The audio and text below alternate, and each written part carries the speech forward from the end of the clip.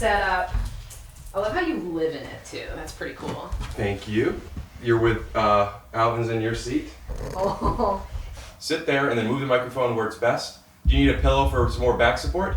Ooh, yeah. That'd be cool. 1 sec.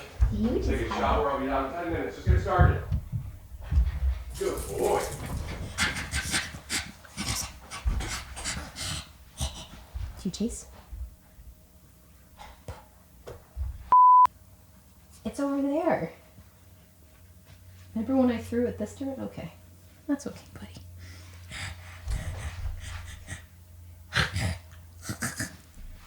I grew up with animals, so it's such a bummer being in a city without them. So whenever there's an animal nearby, I'm like... All right, let's get this over with. Oh yeah. Scoop-doo, blabbity-blue, scoop-dee, oh yeah! Hello? Ooh, do I have to put... You don't have to. Ooh, I like these though. Makes my voice sound really crisp. See, you do it too. Hello? What do I do? The pillow. Yeah. I do? Okay. That's why I offered. Oh, okay. I'd also like, for those of you that are just tuning in for the first time, you might not know this, but for the people that are watching all the episodes, I'd like to acknowledge, and I'm not giving you any direction. I'm really saying good for me. No coaster, no problem. I'm getting better. Wait, is a coaster bad or you want a coaster? Coasters are great, but I don't want one there. I want it like that. I want to not care about everything. Oh, is that like something your therapist told you to work on? I mean, I'm sure indirectly, but that's more of I notice that I care about everything.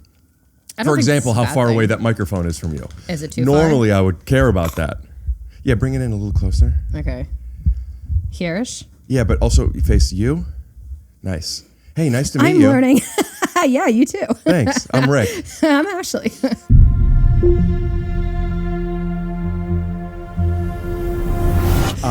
Ashley and I met on TikTok. Yeah. Where you meet people now. Totally normal. And I have been following you for a while. And then I'm like, I'm so interested in all of the things that you talk about. I think, if not, definitely almost all of the things that you talk about. Why not do this long form? Oh, yeah. I tried that for like a hot second, but it's a lot of work. Who are you telling? I'm saying, why don't I try it with you?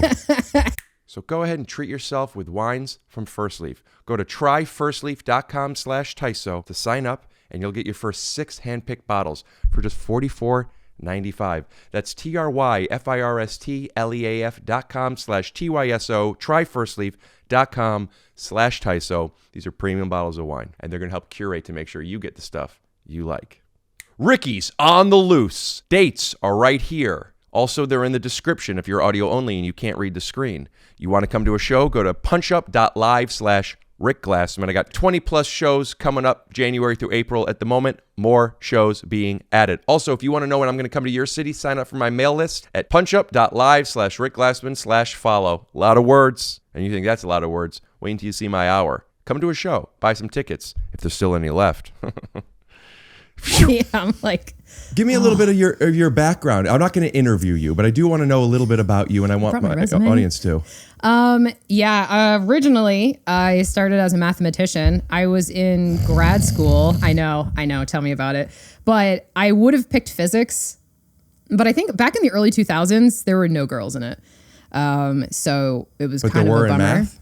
Yeah, math was a little bit more mixed up. Did Hidden Figures help women, and more specifically black women, turn this into a career? It's hard to tell. There was like an 8-year gap between my education. So when I went back, it was super mixed up. Half men, half female, it was a mixture of everybody. It was but also it was LA. So I don't know if that contributed. I originally went to school in friggin' New Hampshire. So of course everybody's like. That's where Walter White went when he was changing his, like at the end of, spoiler alert. Oh, really? Breaking Bad. He went to New Hampshire? Yeah, it's not really a spoiler if I don't tell you what he was doing there, but yeah. Oh yeah, it's really like lots of drugs, a lot of white people. So sounds like you had a blast. Oh, I fit in at least, but yeah, it was very male dominated in the early 2000s. And then when I went back to grad school, which was here in LA, it was during COVID. And so I applied before COVID had started, right? I applied in 2019. And so we got in August 2020 and we're all online and you pay a lot of money for grad school, right? And I was like, how long is this going to go on for? And the school was like, we don't know because COVID, blah, blah. And I was like, okay. And then eventually the announcement came out that the spring semester would also be online. When you go to grad school for mathematics, you're only there for 2 years. That's it. So half of my time, I'm going to be in my pajamas in my living room, which sounds cool, but I was writing a thesis and that doesn't work. So the school was like, oh, you can put your enrollment on hold and just come back when this whole thing blows over. You don't have to reapply. So a lot of students did that. We were like, okay, great, we're going to leave. So I did that and then I was really bored. And so I was like, I'm going to post a video about my thesis. And your thesis was? Surface area of spheres in higher dimensions. So, of course, right, as one does. It sounds really stupid, and I had a lot of teachers that were kind of upset about it because I was basically challenging the equation that we have for it. And I was basically saying something's missing with it. You saying it's like a slice of pie is two-dimensional? I'm saying that on a 2D or a 3D sphere, that number is like negligible, but as you start going up, it starts to have more of an impact. Going up? Yeah, going up in dimensions, like 4D, 5D. Which I have props to explain a little bit better. And so I wanted to do that. And I was like, well, I'm going to post it on TikTok and maybe there'll be like 50 people who know what I'm talking about and I can bounce ideas off of them. And, you know, my brain won't fade in the next year or so as we wait for COVID to end. And that video went viral, which was really jarring for me. I was like, oh, okay, I guess people like this stuff. And so I kept making videos on it and they kept doing well. And I was like, oh, this is my life now. Show me your models of 4 and 5D. Oh, yeah. Well, they're not models, but to explain how this works, I have adult butt plug.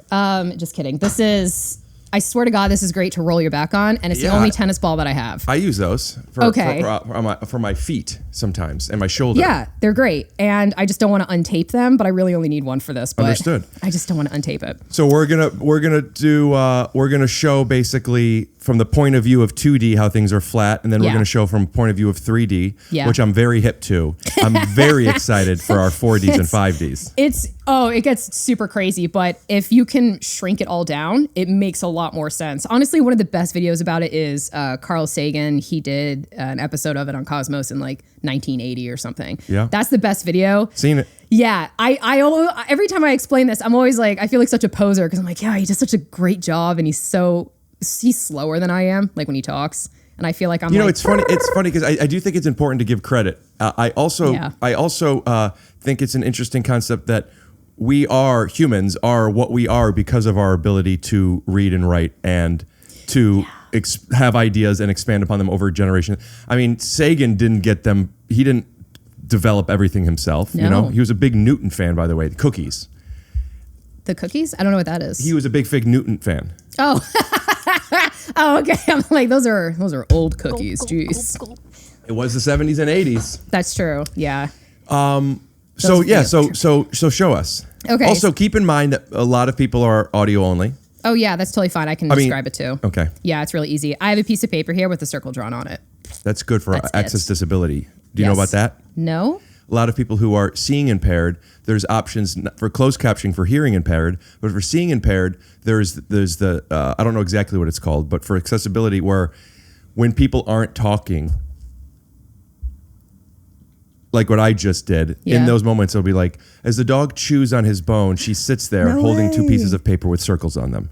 And it's like, oh. Sick, it's like a book. Yeah. That's pretty cool. I like that. He's really into that.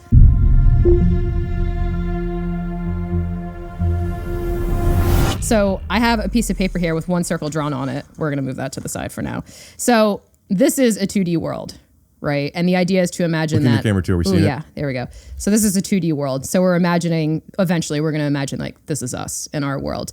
So the thing with dimensions is one dimension is one line, point A to point B, one dimension length. That's it, right? And then you have imagine if this was a square, right? Then you have length and height. 2 dimensions, right? And then you have 3 dimensions, length, height, and width, like your Rubik's Cube, right?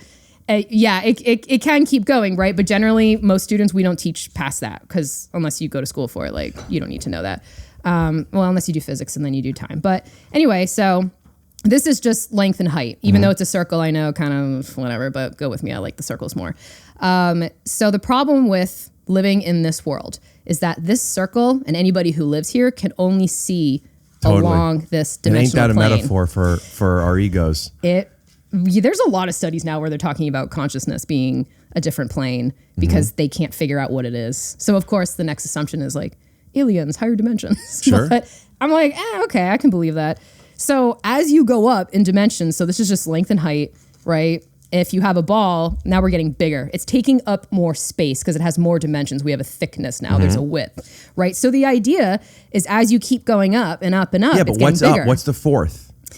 Right. Because I always thought it was, when people talk about this, fourth is time. That's what physics like to say, but in the math world, we say the spatial dimension.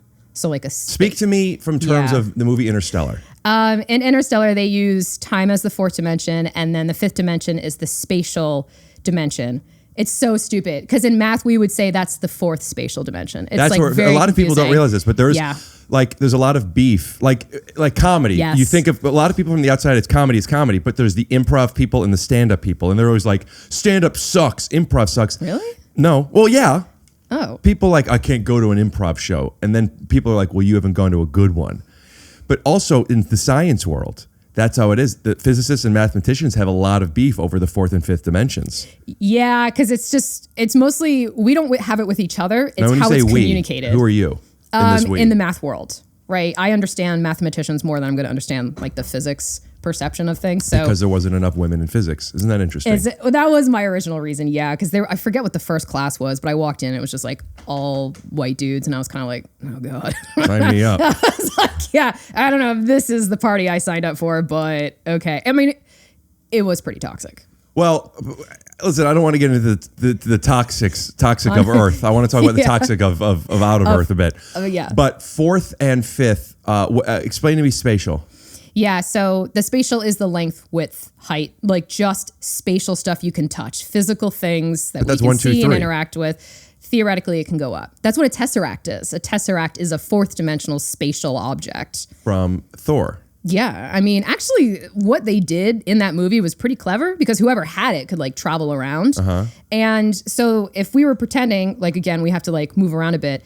If this was our third dimensional world and we had like a 3D object, every time I lift off of here, it You wouldn't looks see like, it. right to them, it looks like, oh, they're It's gone, they gone, disappeared. But I didn't. I just moved. So you could like move super fast. You know, you've seen the example where they fold it in half and they punch a Wormholes. hole through it. Yeah. So the idea is basically that if you can access a higher dimension, you can go anywhere you want in the lower dimensions.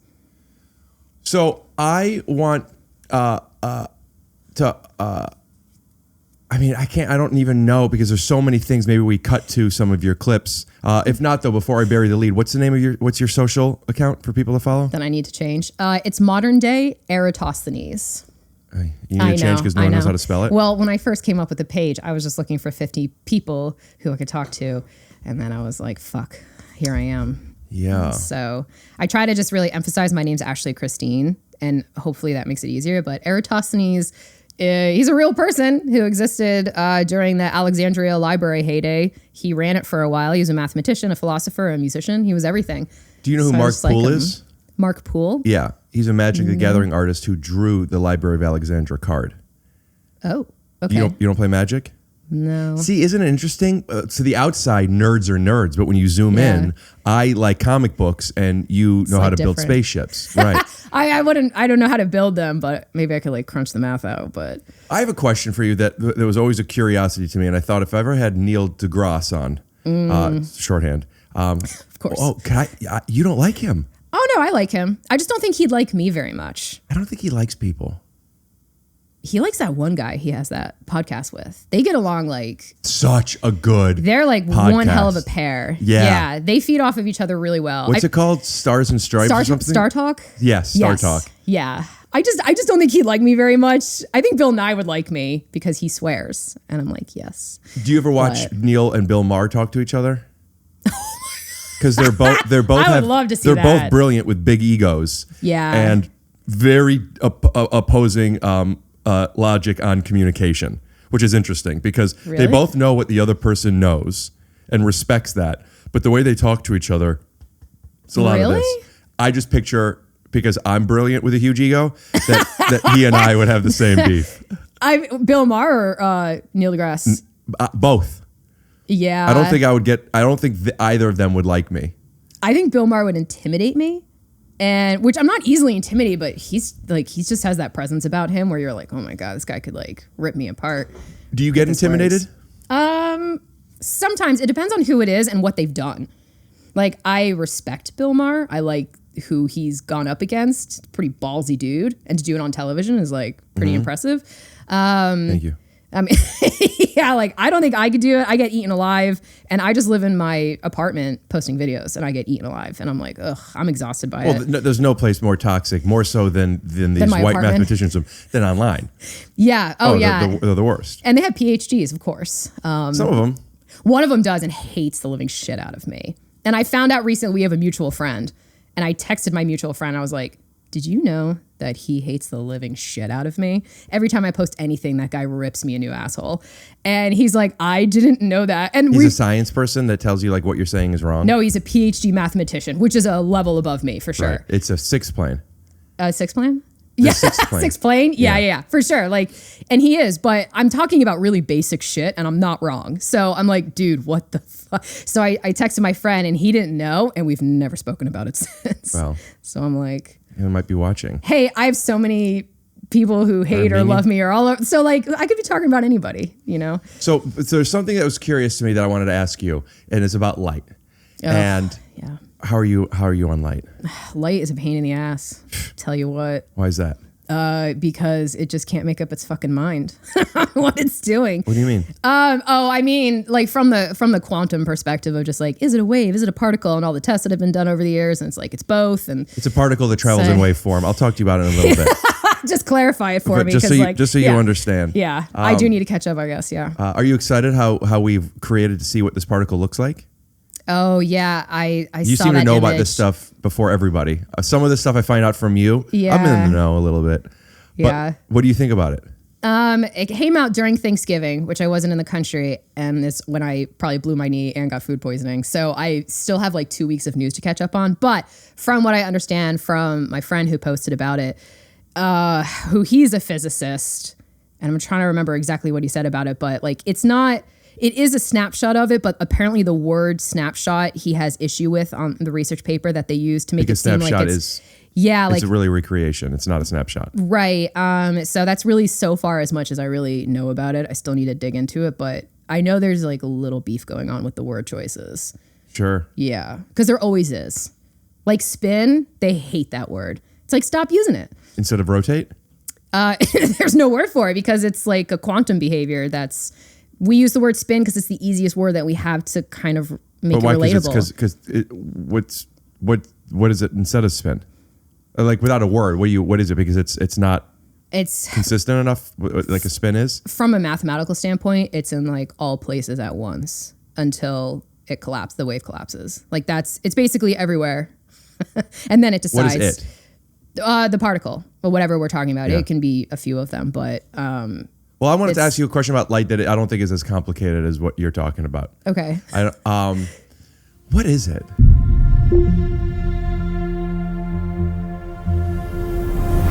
Light? No. My question is, so light, a photon, I think we should say photon instead of light, right? Is that okay? Yeah. Okay. Yeah. So a photon is created in a star, right? Yes. Now, doesn't it take because it bounces off things, right? Yes. So like the photon is created in the core of a star, and then by the time it leaves the star, it might have been millions of years. Is that true? Because it keeps get in the way and it bumps into things. You mean from like it's been inside the star the whole time? Yes. Or traveling? Before it leaves the star, it takes a long time for it to leave the star because it keeps bumping into things on the way out. Oh, yeah. It's all bumping into each other. So which means that photons bump off of each other and other things and could be redirected. But how come, this is not my question, this is a separate thing, but how come when I turn a flashlight on, it doesn't bump off? Light can't turn corners. I mean, you could see it from the corner. It does bump off. What do you mean? Like, so the fact that you can see it means it's bumping off. That's the the conundrum I'm coming across. So if I were to put a flashlight here, like light bounces off and I could see that light, but is that light now coming to me? Yes. Yeah. Got it. It has to hit your eyeballs for you to see it. But then when it does, it goes away? It goes into your eyeballs. And then what? That I'm not entirely sure. I know it has to do with an energy transfer with electrons or something like that. But where it goes, I don't actually know that one. Because it's always bouncing off shit until it doesn't. Yeah. And the bouncing off is what's curious to me because I don't really understand this, but like colors are it's just light refracting off of this. In different ways for different colors, Right. So certain flowers that are blue is on the opposite end of the spectrum as a flower that is red. Yes. Right? Yeah. So the red takes in less or more energy. So is it you're saying it's a red flower? Red flower versus blue flower. The red flower is absorbing everything except red. So it's reflecting the red. So it's not absorbing that color because that's what you're seeing. So how could this blue and this red, which are, as far as I'm concerned, made out of the same stuff. Yeah. How come this one is absorbing blue and this one isn't? It has to do with the makeup of the material the thing is made out of. So like whatever those like little stickers are. So colors aren't really colors. Colors are just material that do or don't absorb light. Yeah, yeah. So here is what's crazy to me. When the lights are off, we can't see stuff. It depends how dark it truly is. But pitch black, we don't see anything. So is it that we can't see the colors, or in black, are there literally no colors because there's no light to bounce off of it? Well, it depends on what you consider color, right? Because you're talking about the visible light spectrum. I'm talking about the visible light spectrum. That's I'm not talking We're not talking infrared about it. or ultraviolet. I'm talking right here. If there's no visible light, as in you can't see anything, and there's nothing emitting anything, then the room's probably black. So it's not like when all the lights are off, this red. It's not that I can't, just for infrared purposes, why don't we say green? This green, it's not that I can't see the green, it's that the green doesn't even exist until the light is on. Yeah, yeah. I just think that's crazy. I know. Like if a tree falls in the woods and nobody's there to hear it, yes, it makes a noise. But if the light is off and there's no light to see the green, did you shrug like this on that tree fall thing? Yeah, because that's like a joke that we all still have that we're like, but is that true? Of course it makes a noise. If it's a simulation, then there is no noise. It being what, life? Yeah, like this whole thing.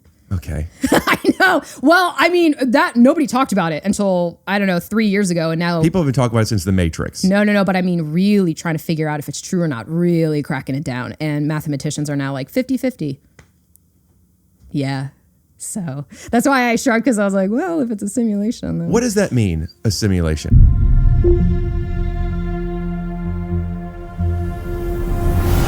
That our bodies are somewhere else right now, I guess. It really is like The Matrix. That's the idea behind it. Right. And we're just reenacting this video game.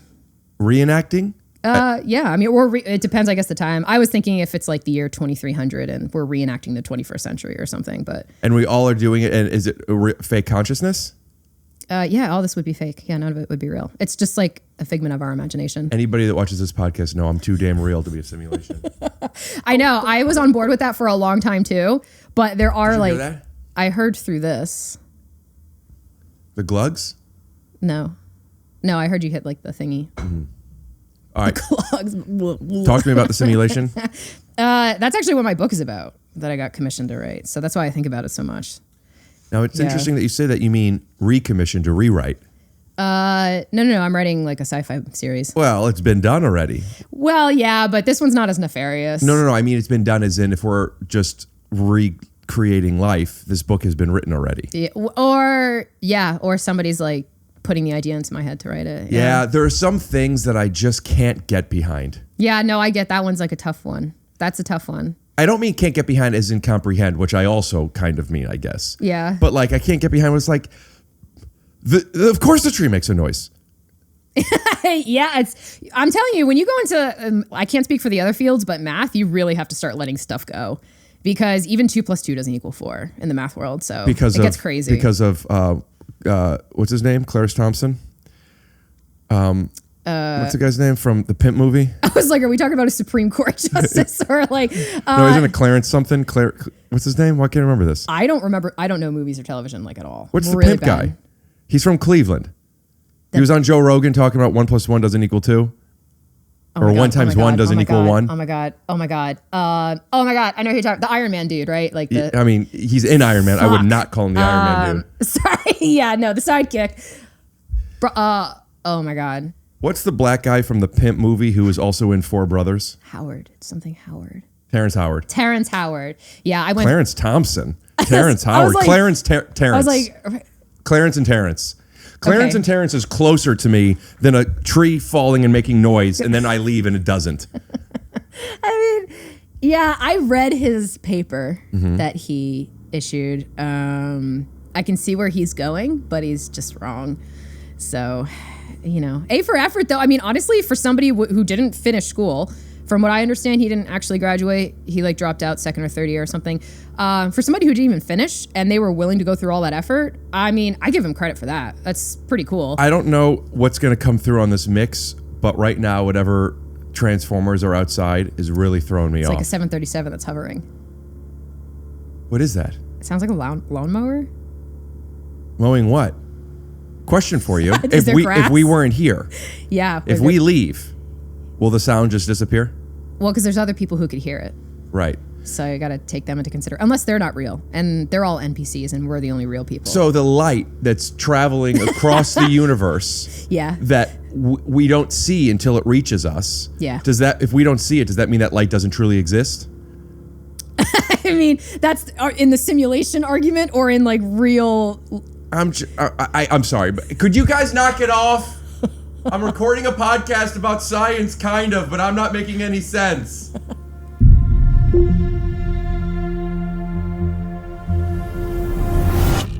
you want to say something? Front. And you don't even care. Wow. What kind of guard dog are you, buddy? It is a machine, To ironically, that is destroying trees. They're cutting down branches? They're putting the branches through a chopper, which is actually was one of my favorite Arnold Schwarzenegger quotes before it got reimagined. So simulation stuff. Tell me how much you believe it. I'm on 50-50. I'm on board with that. 50-50. That's what mathematicians are estimating. 50-50 chance. Which is like another way of saying like we have no fucking idea. It means we can't prove it and we can't disprove it. So what is a mathematician's stance on heaven? Oh, as who talks about it? Christians or like Muslims or? I mean, what Christians and Muslims They all what have different versions. What does it matter what a Christian or a Muslim thinks as far as whether or not they're in a simulation? Well, because I think it would depend on the realism of like a location, I guess, and what would be the format of that location. I guess So if I we would were in a scale it on, simulation, like- perhaps heaven Yeah. or a version of it would be where our bodies really are. Ooh, And I in like fact, that. the spirits are here. Maybe this is the heaven. That sucks. I mean, I don't know. I like that. That's actually like a really fun one. That's a good one. 50-50, we're in a simulation. Yeah, that's what they say. The one method that I really love that they're like, man, if we found that, we'd know we were in a simulation. So you know how pi, the number just goes on forever, right? So you know how pi, the number just goes on forever, right? Yeah. Wait a minute, did you just say that? No, you said it. It came out of your mind. Okay, No, go on. No, I just would want to fuck with you. So the idea would be if like a million digits out, the number is 1 or something like that, right? And for a split second, it turns to a 3 and then goes back to 1.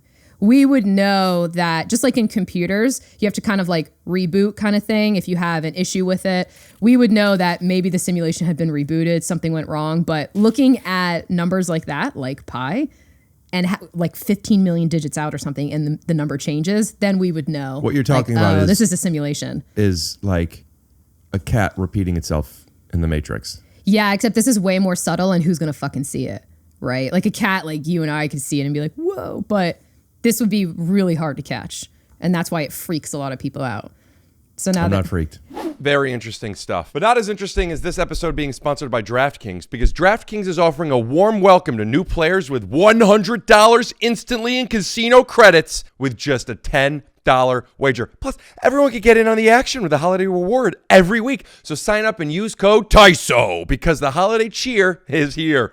only at DraftKings Casino. Do you have a gambling problem? Call 1-800-GAMBLER. In Connecticut, help is available for problem gambling. Call 888-789-7777 or visit ccpg.org. Please play responsibly. 21 plus, physically present in Connecticut, Michigan, New Jersey, Pennsylvania, West Virginia only. Void in Ontario. Eligibility restrictions apply. New customers only. Opt-in required. Casino credits are non-withdrawable and expire in 168 hours. Terms at casino.draftkings.com/promos.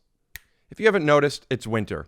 The days are getting shorter. You know what? I'm not going to read this. I'm just going to speak from right here. Hi, I'm Rick Glassman from the Take Your Shoes Off podcast. And if I'm drinking wine, I ain't drinking slop. What First Leaf does is it has you fill out some questions. What do you like? What flavors do you like? And they will curate for you to decide what they think you'll like. And they've come up with an algorithm. So you say, I did like, I didn't like, you send back, you get this, you do this. And then they could start sending you wines that you are going to like because they are algorithm people. Schedule your wine delivery whenever you want. Choose when the wine ships. And always have a bottle on hand for hosting friends for holiday gatherings. Plus, if I get a bottle that I don't absolutely love, it's no problem because First Leaf has a 100% satisfaction guarantee. That's the thing I'm saying. And also it helps to add to the algorithm. Oh, they don't like these things. So as they continue to pick for you, they'll know yes to this, no to this. So go ahead and treat yourself with wines from First Leaf. Go to tryfirstleaf.com/TYSO to sign up and you'll get your first 6 hand-picked bottles for just $44.95. That's tryfirstleaf.com/TYSO. Tryfirstleaf.com/TYSO.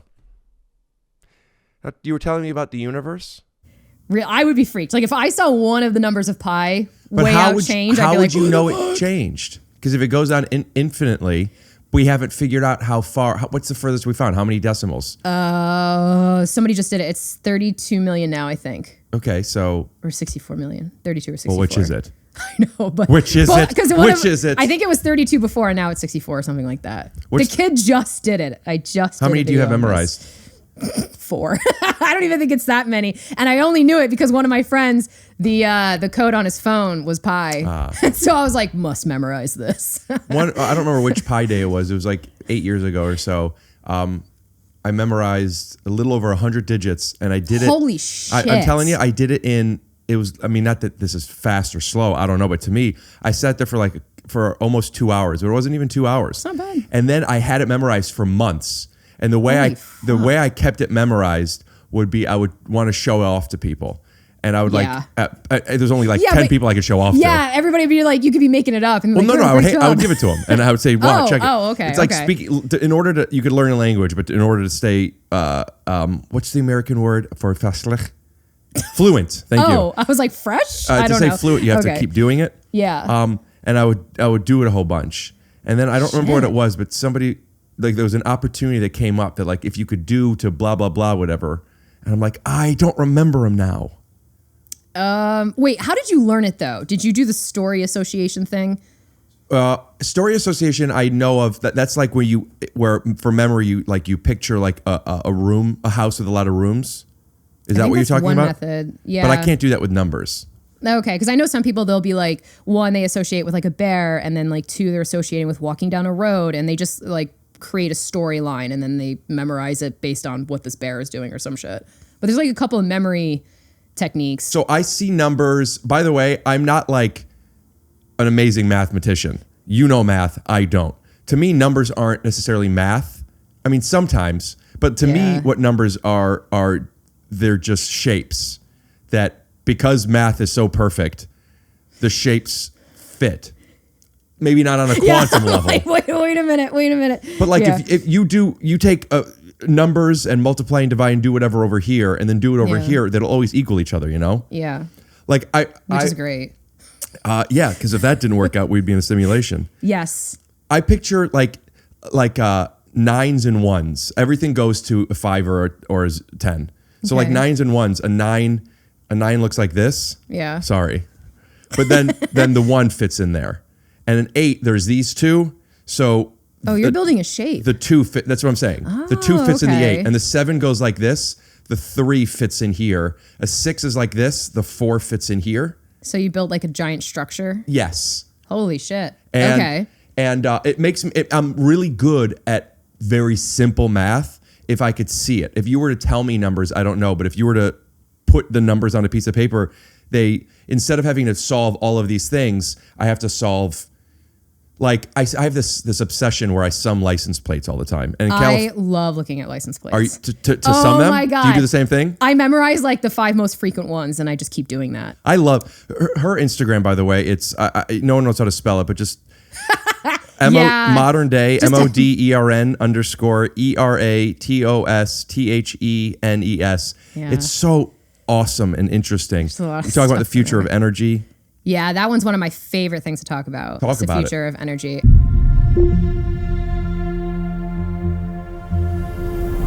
And my dad's an electrician too. So whenever I'm like, how the fuck does a generator work? And I'd be like, oh, just get down here. And then he like shows me. It's pretty cool. But yeah, the future of energy, I think, is a really big conversation that is getting better. But the thing is, everybody wants solar energy, right? Who's everybody? Or wind energy, or basically anybody who wants to move away from fossil fuels. Like the Got whole it. thing is renewable energy. But apparently And away from nuclear, I assume. fission, yeah, I'm not on board with moving away from that. I don't think we should be doing that. You're saying you're for fission. Fission, yeah. Yeah. Are you for fusion? Oh, that's the ideal. That's like the perfect scenario. That's what everybody wants. Everybody wants fusion. That is the ideal. Now, I understand the difference, but for the people at home who don't, explain to me the difference between fission and fusion. Yeah, so fission's what we have right now. So that's when the nuclei of atoms Breaking apart. we have them slammed together, and then they break apart into smaller ones, and it creates this kind of Like chain what Joe effect. Rogan has done with men in podcasting. Has he? Well, it's kind of like they all went into him and then they broke apart to create their own. To mimic him? No, I was just more talking about just guys who are like white and Want to complain? like cigars. Yeah. I mean, yeah, I don't hate on that. It's like, I'm not. This is an observation. as you pull out cigars, by the way.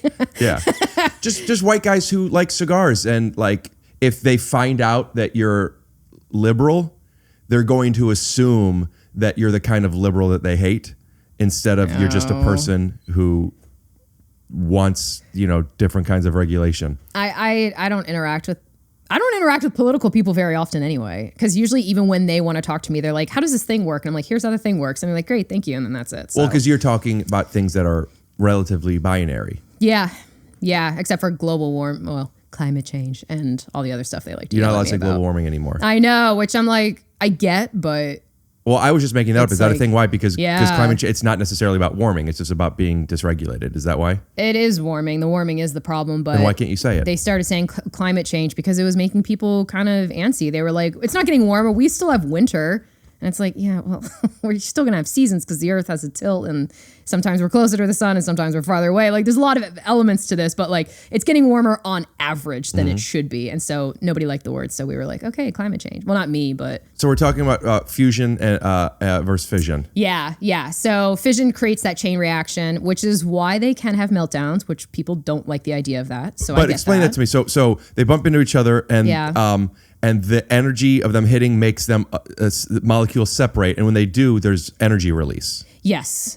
When Okay. they hit each other, break apart, energy release. Then there's these like rods that are in the reactor that we use the rods to control how much energy we're going to extract or we're going to use. So the rods basically absorb it. So that's why when you saw, I haven't seen Chernobyl in a long time, but I think there's a shot where they show you the rods and they're all like Shaky. moving and like, yeah, it's like really terrifying. Okay, shit. so teach me about nuclear reaction. We take something that has what like a long half-life, or to something that's not stable? Like, why is plutonium so good for this? Because it's like heavy. It has a heavy nucleus. I mean, and it has a lot of electrons. Is that part of it? So the protons are what make anything. So like if it has one proton, then it's hydrogen. If it's two, helium, that kind of thing. Right. So that's what creates its weight and its size. And the further you move down, the bigger it gets. And the bigger it gets, the more unstable. Unstable. Well, yeah, for the most part. Not all of them. Because it's like building blocks on top of it's like, stuff. yeah, it's kind of like getting overwhelmed almost. Some of them are like So I'm like plutonium. stable. Are you unstable? I'm easily overwhelmed. I mean, yeah, I feel that. But yeah, so that's the idea. So you take And plutonium. or uranium. Yeah. I think uranium's the more popular one. Pretty sure it's uranium. Okay. Well, The same thing. let's say uranium Yeah. then. We take some uranium. Yeah. And then we put a rod in it.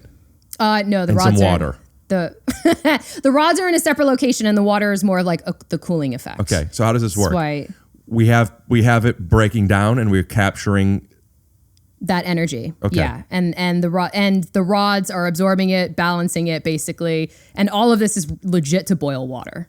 Right. And Yeah. we're steam. So everything all Everything energy is steam. Not all of it, but most of it. Yeah. Well, locomotive is steam, right? Yeah. Like coal is steam. Yeah.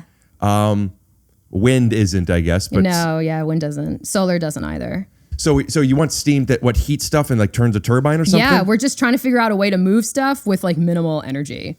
All right. So we need to start over, and I need to stop interrupting as much because I'm trying to ask questions so I could better understand. And I'm feeling myself like, okay, I know this, explain this part, but some people might not be thinking exactly what I'm thinking when I'm thinking it. Okay. So I do apologize. Let's start over and explain nuclear energy to me. Okay. So the fission, which is what we have, which isn't super great, but I mean, I shouldn't say that. It's pretty impressive because you don't need a lot of fuel, as in uranium or plutonium. And it lasts pretty long and creates a lot of energy. It's like 1 million times more energy than fossil fuel or something like that. So it's better than fossil fuels. By better, you mean more sustainable. It creates more energy. And That's kind Got of, it. yeah. And it is more sustainable because it's, I don't know, it depends on what you deem as sustainable, right? Because why hasn't the fossil fuels run out? That's what all the skeptics like to say. Like, we can just make more of that. And it's like, no. so fossil fuels is coal, period. Coal, crude oil, natural gas, that kind All of of thing. that is Yeah. broken down trees. It depends on what it is. So, like millions. Also, I know I'm all over the place, but like this is why I wanted her here. It's a lot and of you're just information. watching this. Yeah. Because I want to ask these questions. Coal, I yeah. thought was fossilized trees compressed. That is plant organic matter. Yes. And then POM. crude oil can be like water-ish stuff. I forget like the real breakdown, but it depends on how much pressure it was under the crust, the temperature it reached, and the exact material that it's made out of. And skeptics say that it's not finite because we haven't run out yet, but we also haven't run out of Yeah. gold. Do they think that's unlimited? I mean, I hope not. I mean, they haven't run out I of hope they Bitcoin don't yet, think but that. we all know there's only 21 million. I mean, I hope they don't think that, but I don't know. I mean, I deal with a lot of people who their knowledge is really basic and really don't know much of anything. And when I first started this, those were the mistakes I was making. So I've learned pretty What are quickly those? Certainties? What do you mean? What are the mistakes that you were making? Oh yeah, assuming what people know. Right. There's a kind of bias, I forget what that's called. Like when you learn a lot about something that you forget what other people don't know about it and you just assume that they know. And then it makes them feel stupid and then you look like a prick. And I was like, okay. And I got into a lot of trouble when I first started actually because of that. So I've learned pretty quickly to like, okay, I need to like really pretend like I'm talking to middle schoolers. Well, most people, I have to imagine, you would have to talk. Like, I don't think I'm a stupid person, but I think you needed to. I need to be talked to like I'm a middle schooler. Because I love looking at like at tits and talking about poop. I mean, but you're educated, so there's a difference. You'd be surprised how many people either weren't paying attention or, no child left behind. They just were like, I was in the engaged. special schools. I did not learn much in school, nor did I Oh, learn were how you to really? learn. Oh yeah, we're not gonna get into it now. I've talked about it before, and we can shit. talk about it if you're ever interested. Yeah, I'm curious. But yeah, I was learning disabled class and had to go to special school for like troubled kids, and like I did not learn that much. Oh. I, however, am extremely curious, and when I could visualize something, I could remember it, and that's where I come across impressive. a similar thing of what you're saying of like, oh, if I could visualize something, I have a hard time, at least in the moment, remembering or recognizing, oh, this person doesn't visualize it. More specifically, this person doesn't visualize it yet. Yeah. So like when I'm hearing something that I already know, and by know, more specifically, like I understand. Yeah. Because there might be something I forgot, and then you tell me, it's like, oh, great, shorthand. And then like I'll be that. like, okay, but tell me about this thing. Yeah. And it's rude of me, and it especially No, I don't think so actually. Because it saves us both time. Because like, okay, you already Okay. know the thing, so we can move on. it makes me think of an analogy of yes, because you feel that way and I feel that way. Yeah. The first person that I met that had a proper stutter was A proper stutter as opposed to like goes like this sometimes, but Oh, like okay. really it's like I don't know if it's a disability in communication as opposed to just Yeah. like, like right now you're limping, you're not in a wheelchair. yeah. You know what I mean? Right. Well, not yet. I don't know. We'll see how this goes. But like there's some stutters where it like really takes a lot of time, and I know Yeah. now that everybody is different with how they want to be treated.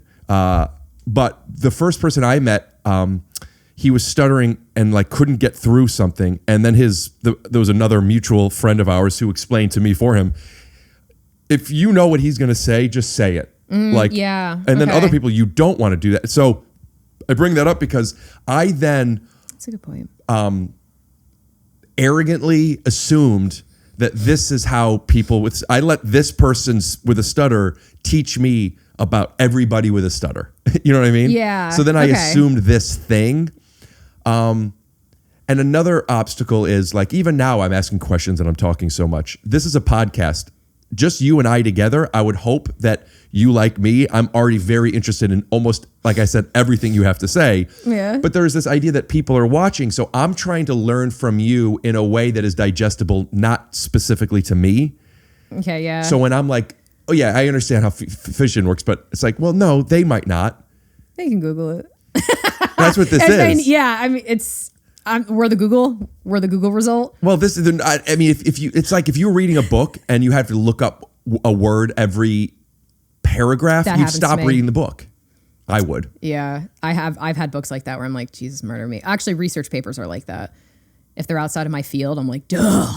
Is it because Every other word. Is it because the words you don't understand or the concepts you don't It's understand? the way they use the words that I'm like, what the fuck are you talking? I'm pretty sure I know all these words, just not in that order. That kind of problem. And then I have to look them up because most research papers have nothing to do with anything I studied. So I spend like hours. Why are you reading them then if they're not your field? Just because you're curious or you're making content? Because I'm making content about it. So I go to the source. I go straight to the source because the people who report on it, generally, they know what they're talking about for the most part. Some of these magazines, they're going way off the rails lately. I don't want to say who, but you know who you are. Why won't you say who? Because I've worked with one of them already. I'm about to probably work with one of them, so I don't want to talk shit. But Okay. I've mentioned it. I've been like, you guys are getting a little crazy with these headlines. And meaning what? Recontextualizing what actually happened? Yeah, like they're pitching it absolutely the wrong way. Tree falls in woods, no one witnesses it, turns out doesn't make noise. It's Yeah, like, that kind of thing. Right. Yeah. And it's like, no. Somebody's theorizing that might be possible, right? Like we're not saying, like one of them was consciousness exists in a higher dimension. One scientist says, like, woo, one scientist. Like, I don't care who it is. Like you can't say shit like that because then people think it's real now, When I talk to people, more specifically when they speak with me and they say things, I have become so skeptical in conversation to where I don't trust a person, and that is completely disaligned from their intention because it's just their language they say. When someone says something, this is what I'm about to say all the time. Oh God, calling out. I'll ask a question and he'll answer me, but he doesn't say I think or maybe. Oh yeah, I hate that shit. My roommate did that. But it's not because he's trying to represent that he knows Right, something. yeah, they're It's just it doesn't matter. It's like It's their thoughts. Yeah. say I think. Yeah. Oh my God. I literally just had this conversation with my old roommate who I lived with for 15 years and has autism. And so the way he delivers information sometimes is very like, this is fact. And he is pretty smart. And he said something, it was about my knee. And he's like, did you consider wrapping it underneath? And by the way, all this was a doctor gave me all of this stuff. And he's like, you should wrap it underneath and all this other stuff. I'm like, do you know what you're talking about? You're just making it the fuck up. And he's like, oh, because I'm like, if I wrapped it and I put the knee brace, I'm going to lose circulation, dude. Sure. You know what I mean? The doctor, I think, would have told me. So it was just really funny because I was like, I know you're trying to help, but you got to say like, have you thought about this? What would happen if? Yeah, that kind of thing. Yeah. Instead of just like saying it like fact, because the way he presents information is so confident.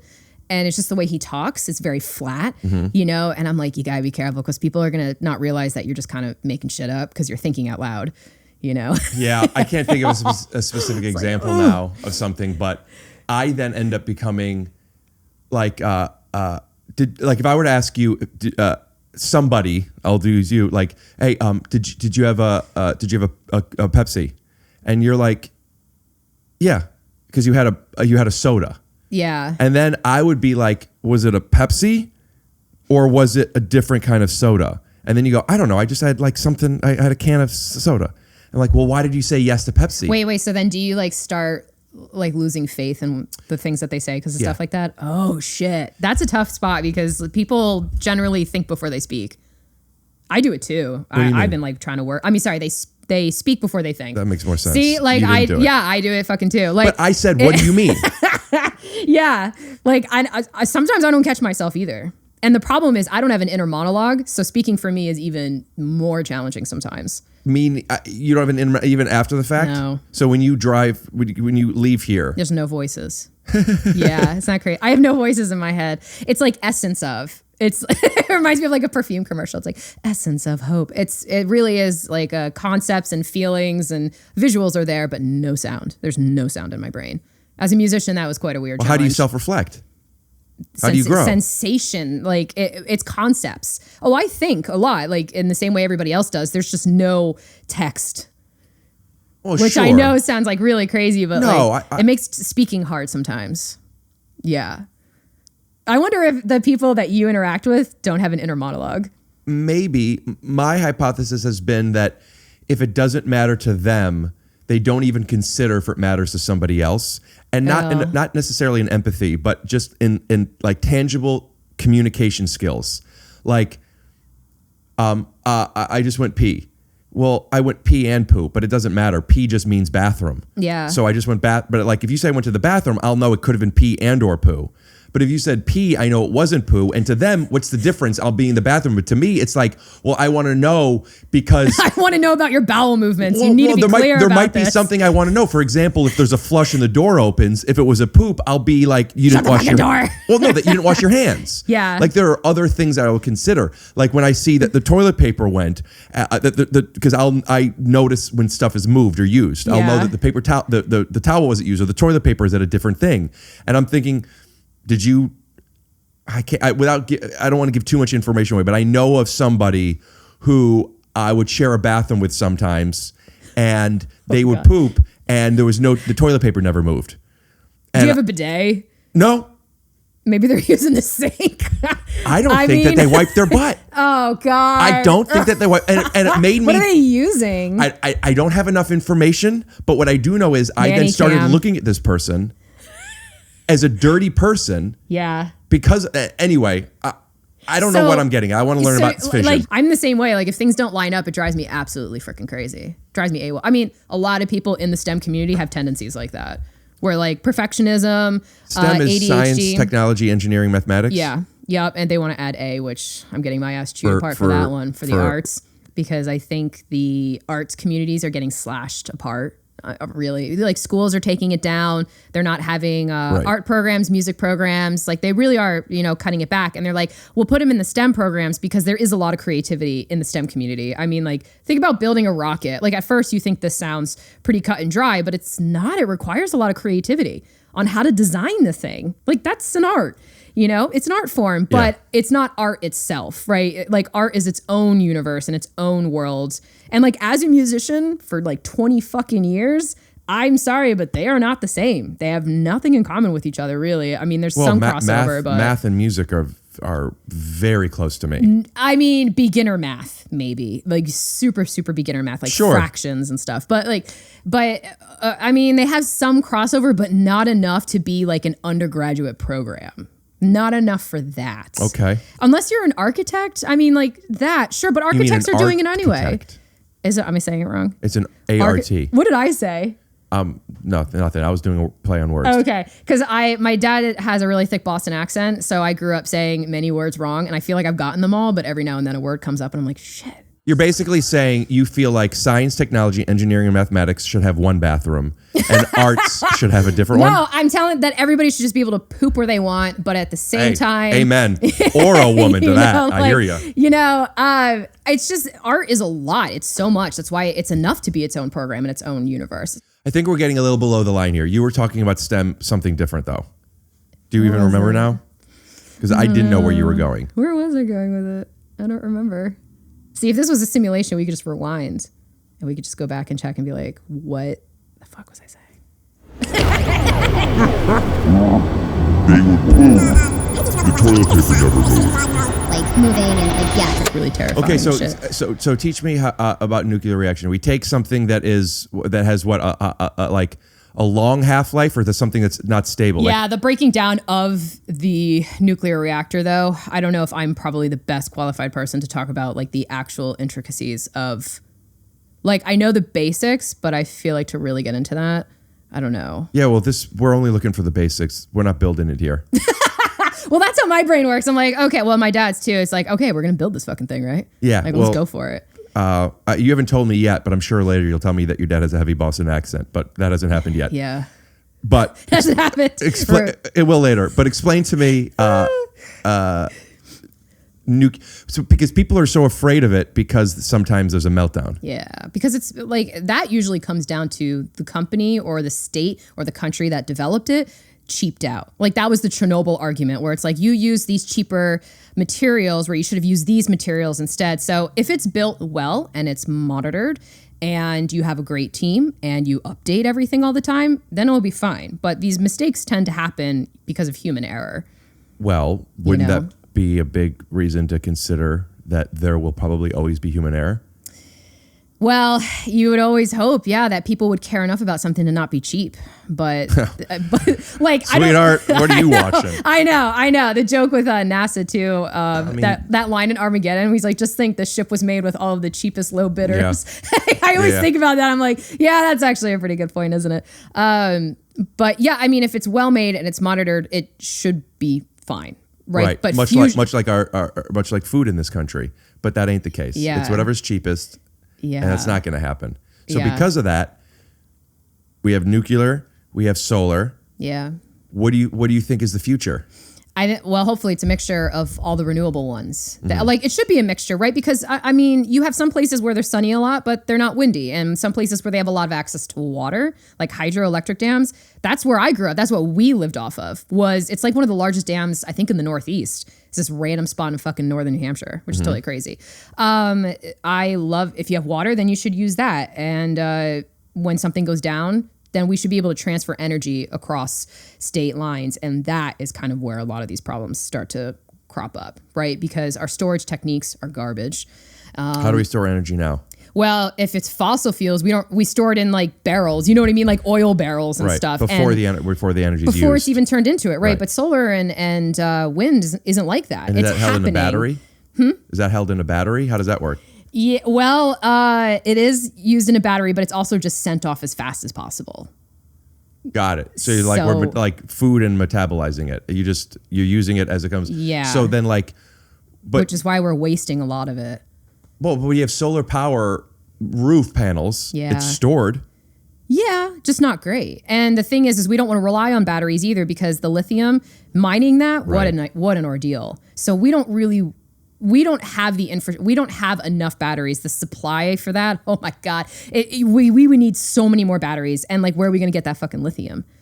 Right? Because it's dangerous to mine that and it's bad on the environment. And like now we're kind of working backwards. And like the whole point of this was to be better on the environment. So there's a lot of challenges. The infrastructure that we have for energy itself is based off of fossil fuels. So it's designed to just send off and go right away. Like we didn't design this to be stored. So California just recently realized that they wasted a lot of solar energy. Because they were using it, but they weren't, they were capturing it, but not using it. Yeah, because they were trying to send it off to other places. But I think we had to pay like Utah or Arizona or something to take it. It was crazy. It's just a mess. Is that electricity? Yeah. Which is different than steam? Or the steam is turned into electricity? The steam, not for solar panels, but yeah, the steam creates that electricity, which is how fossil fuels work. And the only way we know how to store electricity is battery? Yeah. Is there another way that isn't? People are working on it. I mean, they got some crazy ideas. There was this one, it's this giant tower with cement blocks. I'm not even joking. And they use solar energy or wind power when it comes in to lift the cement blocks. And then when they need the energy, they drop the blocks. So there's no battery, but just the energy of the blocks. Yeah. The energy of the block falling creates the electrical energy that they would need. There's kinetic and what's the other one again? Before it happens? Potential. Yeah. So it's. I just remember in 10th grade we learned potential energy is like the accounts weighting, receivable. Like the whole, yeah. Actually. So then the cement blocks drop, and then we have that energy that has to be used right away. So what happens when those blocks drop? Yeah. How was that energy then transferred? I think I haven't seen the designs of it, but I think what's happening is what is getting pulled, like the steel cable, is spinning probably a turbine that's creating energy. So that's how I think they're going to design it. It hasn't been built. It was just like a prototype. So the only way energy is stored is electricity or is battery. Well, again, or unless like potential energy, like in that format, like with cement. Yeah, but what does that mean? Like, is a barrel of oil considered potential energy then because it's explosive? In this context, yeah, because we can use it later. It's like it's stored carbon waiting to explode. So the potential of a species is heavily relied on how much energy it is able to use, meaning how much energy it's able to. Are you talking about the Kardashev scale? Maybe. What is that? Yeah. It categorizes humans. Well, not human. It categorizes civilization based on their energy consumption and capabilities. Oh, is there like 3 levels or something? Well, it started with 3, but now there's like fucking 7 or something, which is ridiculous. But yeah, mathematicians and the physicists really argue on level 4 and higher, huh? I mean, I think the physicists agree too that 4 and more is just like nuts. So are we even at 1? No, we're at 0.8 or something. Right. So 1 is where it's self-sustainable or something like that. It's utilizing all of the power from the star. For like all of the power that hits Earth, basically. Right. So 1 would be the most that we could possibly do while physically on this planet. Yeah. Utilizing all solar energy, wind energy, you name it. Yeah. And we're at 0.8, meaning we're almost doing that? Yeah, we're pretty close, but we're just not there yet because we still have fossil fuels. And this is called the Kardashev scale? Kardashev scale. Kardashev. Yeah. I think he was Russian. Yeah. Maybe you should change your TikTok name to that. To Kardashev? Yeah. No, because that's a little too sci-fi-ish. Oh, I was making a joke on how hard it is to spell. I mean, I grew up with a Greek family, so I didn't even think like Eratosthenes was like a hard word to say. It's all of this stupidity I did early on that I realized like Who is Eratosthenes? Eratosthenes was... No, Aristophanes. Who is that? Aristophanes? No, yeah. Who is the one that you said? I mean, I'm sure there's somebody named that. The guy that I named everything after, mathematician, he ran the Library of Alexandria for a while. Yes, right. Artist, philosopher, musician, like the jack of all trades. Mark Poole. Got it. I mean, like, it's legendary. He also did Birds of Paradise. So, I don't know. So it's a magic thing. Okay. Magic the Gathering. Okay. So when you could harness all the power of the sun, it means that you have reached level 1, which makes you, I mean, we're not talking about morals and how we treat each other. We're just talking about potential and capability, right? Just energy, straight up energy consumption, yeah. And with that, we are like already at 0.8, we are able to travel the solar system. No, not really. I mean, well, we can't even get to Mars. The farthest we've gone is the moon. We have... You mean our like equipment? Yeah, we're able to travel the solar system. I mean... Our equipment can, yeah. I'm sure if Elon does a good enough job... then he'll be able to figure it out in our lifetime, right? Yeah, that's another controversial figure in our world. The Elons. I'm just saying, like technically, we have left our solar system, haven't we? Yeah, for them. I mean, not really. We haven't gotten past the Oort cloud yet or anything like that. The Oort cloud, for those losers that don't know, is where all the dust and debris are really far away. Yeah. And that isn't that. It's also circulating the sun, right? That's why it's considered our solar system. Ball. Yeah. It is because it's still using the sun's gravitational. You're saying ball is in a sphere as opposed to the planet. All our planets are on a similar plane, isn't that true? Yes. Which is approximately centered to the sun. Yeah. But the Oort cloud is far enough away. It's like a ball. Right, and it's right.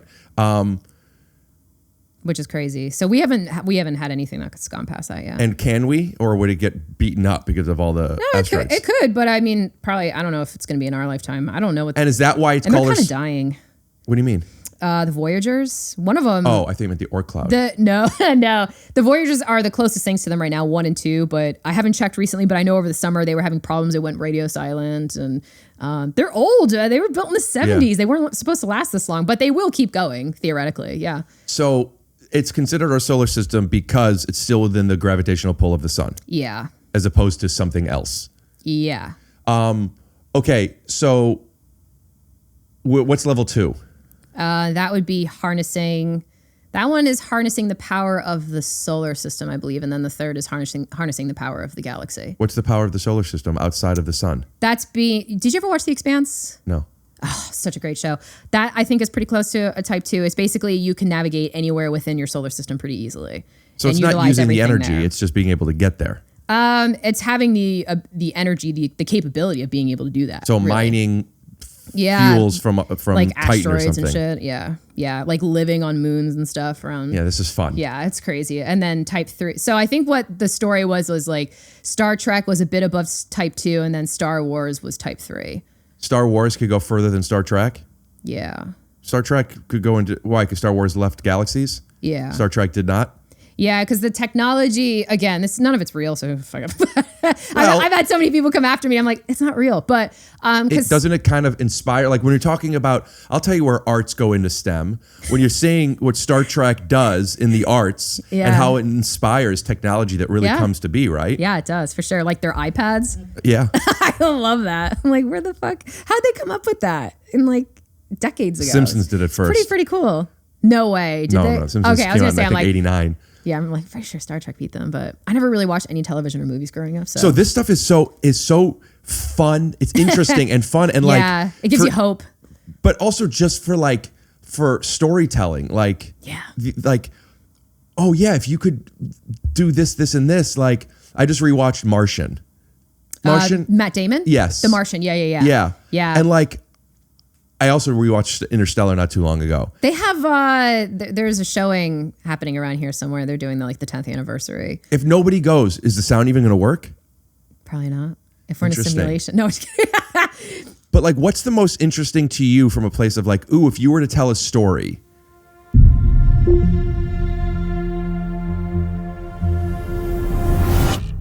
This is what you would want to do. I mean, the story that I am writing is the simulation thing.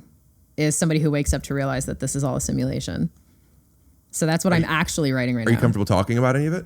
Oh yeah, for sure. Because my deadline with the publisher is the end of this month anyway, so I have to wrap it up, and then it's supposed to come out sometime next summer. But basically, his character wakes up and realizes that they've been living in a simulation, and that wakes up in the simulation or wakes up from it. Yeah, and finds out that humans are living in 2 different stations in orbit around the sun. The Lagrange points are going to be a big theme for me in my book. It'll be a cover. It'll be on the cover so you can see it. They're basically the stable points in space with 2 bodies. So Earth and the sun. So you know the 3-body problem in the show? Wait, what's it called? What's it called on Netflix? Yeah, I think it's called the 3-body problem, right? I don't know. On Netflix? I think so. I'm just in middle school over here.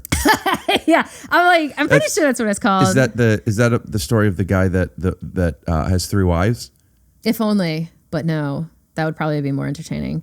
No. So those are like stable points in space where basically if you put a station there, it wouldn't need a lot of fuel to stay in orbit. Like it would just stay in orbit on its own. Like this International Space Station? No, that needs to put on its thrusters every now and then to stay in orbit. Otherwise, it's going to crash into Earth. So explain this to me. I'm sorry, I don't understand what you're saying. Yeah, so anything in orbit is like slowly moving. Right. The space station, it's like more extreme. It's like actually sinking into Earth all the time. So they put the thrusters on to like keep it back in orbit. I thought when things are in orbit, it's always falling, but because of kinetic energy, it doesn't ever actually do it. Yeah, but it is not kinetic. What am I talking about? It's like how a convection oven works. I'm trying to there's like a lot of words that are popping up. I'm like orbital velocity? Is that what you're talking about? Or it never falls. Yeah, it never. Oh my God. I mean, yeah. What's the word that I'm looking for? Yeah, it's essentially always falling. Right. Yeah, but it is slowly sinking at the same time. Well, then, are we going into the sun? Slowly but surely. But the sun is growing faster than we are sinking into it. Oh, you mean when the sun dies, it's going to expand and eat us? But if the sun didn't expand and die, we would fall into it? I think it's eventually go in because I know for the moon's moving away from us. Right. I think the planets are moving. Right. So why is the moon moving away from us? Yeah, that I read into that and I was like, oh, that's cool. And then it was immediately I from saw my it. brain. It was like literally centimeters or an inch or something, but it's like very per minor. year, it's still like trackable. You remember that thing where you put the penny in? And it goes, it goes like this, and then it takes, what I'm talking about, and then eventually. Oh my God! I keep saying orbital velocity, which isn't exactly it. Terminal velocity. No, that's not. That's so many things are popping in my head now. I remember. So gravitational, at least on Earth, it's 9.81 meters per second squared. Is that right? Is that what I'm thinking? Yeah. I mean, there's that. That's like going straight down. Right. Yeah. But then once it accelerates to terminal velocity, it can't go any faster. Right. Yeah. for that That's planet. so funny that just popped into my head. Yeah. I think everybody remembers 9. Everybody's like 9.8. Yeah. 9.81. Don't get it Is twisted. that, I haven't looked at that in a Meters long per time. second I know squared, 9.8 and then I'm like, Because I remember there's a movie called Terminal Velocity, because about jumping out of planes and stuff, and that came out, I'm guessing, in '93. I think it came out Definitely the same didn't see time that. at Lion King did, because I remember I went to it and I was with my mom, my dad, and my brother, and something scared me, so I didn't like it. So my dad and brother stayed in it, and I think my mom and I left, and we went back into Lion King or something. hell yeah, better choice. I feel like. So I'm so sorry I'm talking so much, but it's never going to change. Hey, whatever. The sun and the earth are both called what? What do you mean? You said they're celestial bodies. They're stations that won't move or something? Oh yeah. So if you look at a Lagrange kind of map, there's 5 points basically between Earth and the sun that are stable. So you can put something there and it'll just sit there. Why? It's gravitationally stable. It's between? Yeah, I mean it's part of the 3-body problem, and just basically how bodies react with each other when they're suspended in space. So one of the solutions to the n-body problem is these 2 bodies, the Lagrange points. So in the book, I don't really dive into it that super What's the hard. 3-body problem before you go on? Basically how you can't predict 3 bodies and how they're going to interact with each other, which is pretty, I think if you solve it, I think it's one of the millennium, no, it's not one of the millennium problems, but yeah, like nobody can figure it out. There are proofs for it, What's but there's something no that's 3 bodies? overarching. Like if an asteroid was coming to Earth, that's a 2-body problem. No, because the asteroid coming to Earth is also being affected by the sun's Everything pull, is being so- affected by the sun's pull. Yeah, I mean, pretty much everything is a 3-body problem. Yeah. Got it. So, because what happened was they put a simulation together of all of the planets, and they were just like, oh, we want to just see what the solar system's going to look like in a billion years or something like that. And so what happened was they moved Mercury by like a foot. So it really, really nothing. They were just like, oh, let's see what happens if we move it by a foot. And in, I don't know, like 0.01% of the simulations, Mercury like crashed into the sun or some crazy shit. And they were like, wait a minute. And then they started doing more tests and they realized that we can't actually predict 3 bodies if you go far out enough. Far enough in time or in space? Yeah, in time. Yeah. That really like, oh my God, anything could happen. Like a butterfly effect kind of thing. Kind you change of a little chaos something. theory. Yeah, a little bit. Yeah. And the Lagrange points are places that won't move. That is one of the solutions to the n-body problem. Yeah, because you can have some solutions to it, but no single solution that solves all the scenarios. And the Lagrange points are one of the solutions. Yeah. Yeah. So And this is where the human batteries are. that's where I put them, basically. Yeah. And who put them there? I put them there. No, I'm saying in your story. What humans purpose did. are they serving? Because Earth died. Oh. And they didn't have anywhere else to go. But then the Lagrange point would change if the Earth was dead. No. I mean, 'cause the mass it is still still there? exists. Yeah, Right. yeah. It's just, but they wanted to go there because less fuel to stay in orbit. And is there anybody maintaining and running it? Earth or the stations? The station. Yeah. There's people that they're alive and well. They use humans in a simulation to be a problem-solving tool. They need the brain power, and so they keep a bunch of people in the simulation and present them with problems in the 21st century, like nuclear fusion and artificial intelligence. And when someone But don't they already have them solved? No, they don't.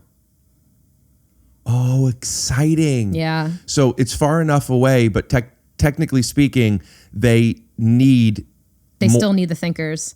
Sometimes they put them in the 23rd century. Sometimes they put them in the 19th century. They move it around based on what they need. It depends on what they need. What do they need that's better in the 19th century than the 20th century? You'd be surprised. The early 20th century was when a lot of the quantum stuff was first starting to come out. So if you nudge one of those scientists just a little bit in the direction you need them to go, they can move into a different direction that you need. So if they need to figure out things, for example, on democracy, they would maybe go to the 18th century or the 17th century instead of now. Right, when it's kind of a shit show. Right. Yeah, that would be kind of the idea. So it depends on what they need. So it's kind of a story of the simulation also is a device for time travel. For the people who live in the simulation, yeah, it is a time travel device, basically. Not for the people controlling it, which I call them the Senex, which is a Latin term that is incorrectly used on purpose. They're the people who basically, they're human, but they live in the stations and they're not in the simulation at all. Man, I don't read. I think I can. I mean, I hope you can. But like, I'll read something and then I'll have to read it 9 times again because I just don't retain it. It's not complicated. The main character also has no idea what the fuck's going on. So I wrote everything from their perspective of like, what the shit? Are you going to do, have an audiobook? Probably. Are you going to voice it? I hope not. I feel like my voice is like a little too deep and clear. I feel like it would be better to have like a more feminine voice. You want me to do it? Do you have a more feminine voice? We can make a soprano out of you. I just rewatched again. Because you're like definitely not a tenor either. So that's really interesting and cool. Do you want to turn that into a story that is told on the screen? It was in the contract, actually. It's mentioned. Apparently that's like normal. I didn't realize I've never written a book before, but that was in the contract. I'm like, here's how that's going to go. Right. Because for who? Like who has the IP for it? The publisher or you? Man, I was just trying to figure this out with somebody. Well, then them. If you didn't fight to have it. I think I have some input rights. And honestly, I don't really care about owning it. I really just don't give a shit about all of that stuff. I just want to write the story and like, I want to do a Suzanne Collins, just like write the Hunger Games and piece the fuck out. Like that's kind of my plan. Like I hope it's good enough where I can just be like, there you go, guys, and then I'm done. But yeah, it'd be cool if it was a movie. It wouldn't be too expensive either because the main character is really isolated, and half of the story takes place in the simulation anyway, which is our regular world. Would you say she just lives at home by herself all the time? Well, I put her in my hometown where I grew up because I know it best. Because they're like, write what you know, and I grew up in the fucking wild ass forest. So it was as I was writing it, I'm like, man, this book's not relatable at all. I don't think because my upbringing was not relatable. So I'm like, I should change it because I grew up in like a doomsday kind of town. Yeah, so you're a survivalist then? Yeah, I mean, well, I'm not anymore or anything, but I grew up with people like that. Do you know enough to where you could? It depends on the ecosystem. Everybody thinks I'm not, Mars. No, I would die. You couldn't make potatoes out of poop? I would die. No, I would just poop and then die. So, okay. That's good, no, that's good merch. Yeah, I have poop and then die. That is life. And on the in back, a you say botanist, I am not. I am not at all. No. Poop and then die is such a dark kind of like microcosm of what this is. You know, that's one of the leading causes of death, apparently. Like shitting yourself to death, like dehydration or something. Apparently, a lot of people die on the toilet. Well, you were recently talking about Sopranos. Spoiler alert. Holy Jesus. That's a thing? Yeah. In the show? Yeah. I gotta watch TV, man. I don't. Yeah, you do. I don't know anything about TV or movies. And when you do, you'll care more about owning your IP. Yeah. I think, well, I was told it's pretty standard. Even my lawyer was like, yeah, this is pretty much how this goes. And I was like, okay. What's the story of your shirt with all the planets? Oh, yeah. This is from the Planetary Society. This is all I think this is all exoplanets, right? Yeah. Oh, no. It's moons and stuff. Is an exoplanet a planet that doesn't have a star, or is it a planet that isn't part of our star? Isn't part of our star. So most planets are exoplanets. Pretty much all of them are exoplanets. Not 8 of them. There's a, yeah. Did you clear your throat because you're a Pluto believer? I'm not. I couldn't care. I don't care. It actually, they demoted it when I was in college, and there was an uproar. Yeah, I was taking a cosmology course, I think, when that happened, and everybody was just like losing their shit. And I was like, who cares, dude? A lot of people don't realize. A lot of people think that cancel culture kind of started with what's his name, that producer that did stuff to people, Harvey Weinstein. Yeah, but it really started with Pluto. I mean, well, he was probably doing it before Pluto got called out, but he wasn't canceled. That's true. People were furious. So mad. Which is such an interesting point of psychology, like, because I don't think that those people cared before. I think what they care about is the change of the way they literally see the universe. Yeah, and that's their world. Yeah, that's what I have to fight against every day. Go. What do you mean? How so? Against other people who don't like the new ideas of stuff. Some people really love it, and some people really hate it. There's like no in between. Only because it challenges the way they thought things were, not because they had a point of view on them at the time. Yeah, exactly. If you could go to space, would you?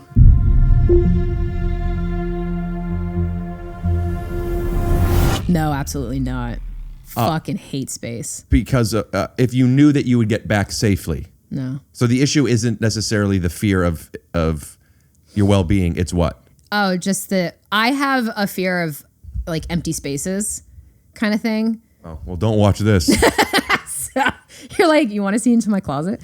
But yeah, I don't like open water. I don't like open space. It freaks me out. I would go to space. Oh my God. Really? Yeah. How far? Whoa. I mean, what are those 3 levels called again? The Kardashev scale? Yeah, it depends on where we are on the Kardashev scale. What if we're a 1? I don't want to go. I mean, how long does it take to get to Mars at the fastest? 8 months? Maybe 6. Depends on the technology. Yeah.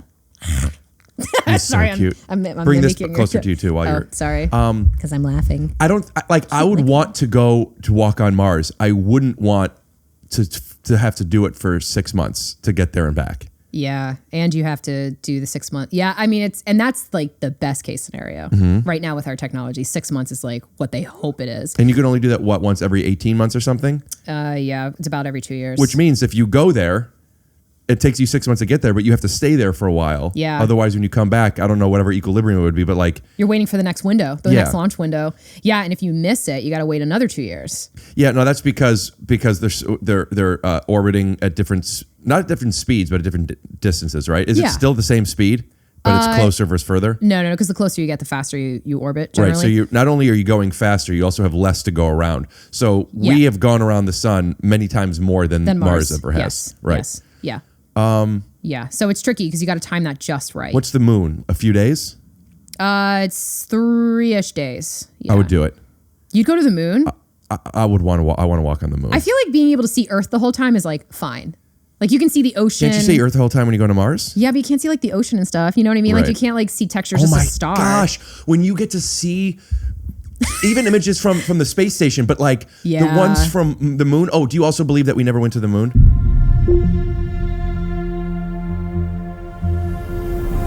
No, oh my God. No, we haven't. No, you don't believe we it. have gone. I actually had to do a project on mathematically proving that we went based on the angle of the shadows of the astronauts and how they couldn't recreate it. They could have done that too and made it. No, because they didn't have the technology for that lighting equipment. It didn't exist then. Got it. Yeah, so I used, I think that was my project. I used the angles of Neil Armstrong or something. So for our Clips channel, explain to me how you know for certain that we landed on the moon. Through my project that I did? Yeah. I mean, I wouldn't even say that. It's just, can you really keep 10,000 people, no, it's like 100,000 people from telling a secret? Fucking spare me. Mm-hmm. No way could you keep 100,000 people's, I mean, it's the janitors. Obviously they haven't. That's why it's out now. I mean, no, it's not. That's what's crazy. It's like, I mean, it's everybody who worked in that facility. It's the astronauts, it's their families, it's the people, it's the administrators and their families. I mean, it's 100,000 people lying. You can't even get 10 people to keep a secret. 100,000 people keeping a secret? No freaking way. I have a really hard time with a lot of conspiracy theories that involve that because how could the secrets stay that way? Right. To me, that's like the biggest, no. But what were you saying about the lighting? How did you prove it mathematically? I'd have to get the exact equations of what I was using, but basically how it works is those shadows can only have been put there by an object big enough and far enough away, like the sun, to the moon. But if you're in a studio, why can't you just... The angles are different. Yeah, because that lighting technology didn't exist back then. What lighting technology? I'll put a tennis ball in front of the light. No, because the angles will be sharper, I think was what it was. And you were able to find those angles with the resolution of what that was? It was strong enough? Yeah, you could just look at the pictures and you just measure the angles of like, I think I used a rock or I used the ship or something that I was using. And I was like, something super big, super far away is casting this shadow. Because if you take a flashlight, depending on like how I move it around, it's going to change the angle. Mm-hmm. So that was we were like, oh, it has to be the sun. Because we didn't have CGI and all that other shit back then. Like and honestly, like the technology they used, the calculator in your phone has more technology than the entire Saturn V rocket. Yeah, unless you have an Android. You know, and it's like, sure. Do you have an iPhone or an Android? An iPhone, but I'm joking about the fucking Android people. No, yeah, I can't airdrop my pictures to you. Come on, what am I supposed to do? That's not an Android problem. That's an Apple being not sharing the tech problem. Oh, you mean for the airdropping? Yeah, there's things that the Android doesn't do that the iPhone does, not because they don't have the capability, but it's just it's like, you know, PlayStation games not working on Xbox or vice versa. Yeah, I've heard of that. Now, Flat Earth.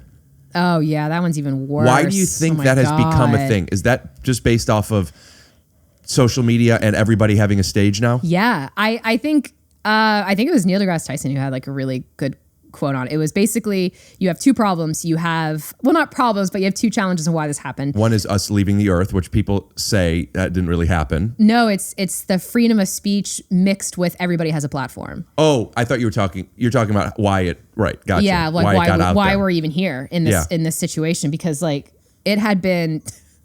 Wait, that just... My camera just turned off and I don't know why. Hey, at least you heard it. Let me inject you. All right, going. Gross little monster. Going. He's like such a great little sidekick. He's perfect. He's a perfect What dog. do you do if somebody has an allergy? So I haven't come across that yet. I have come across somebody for some reason that says they don't like dogs. I kind of big dogs I get, but like, Yeah, I don't. what is he understand. gonna do? But yeah, I would probably just throw him away or something. No, I would put him upstairs. We're gonna put you in a little basket, buddy. Send you down the river. Yeah, so you don't want to go. Oh yeah, so we're talking about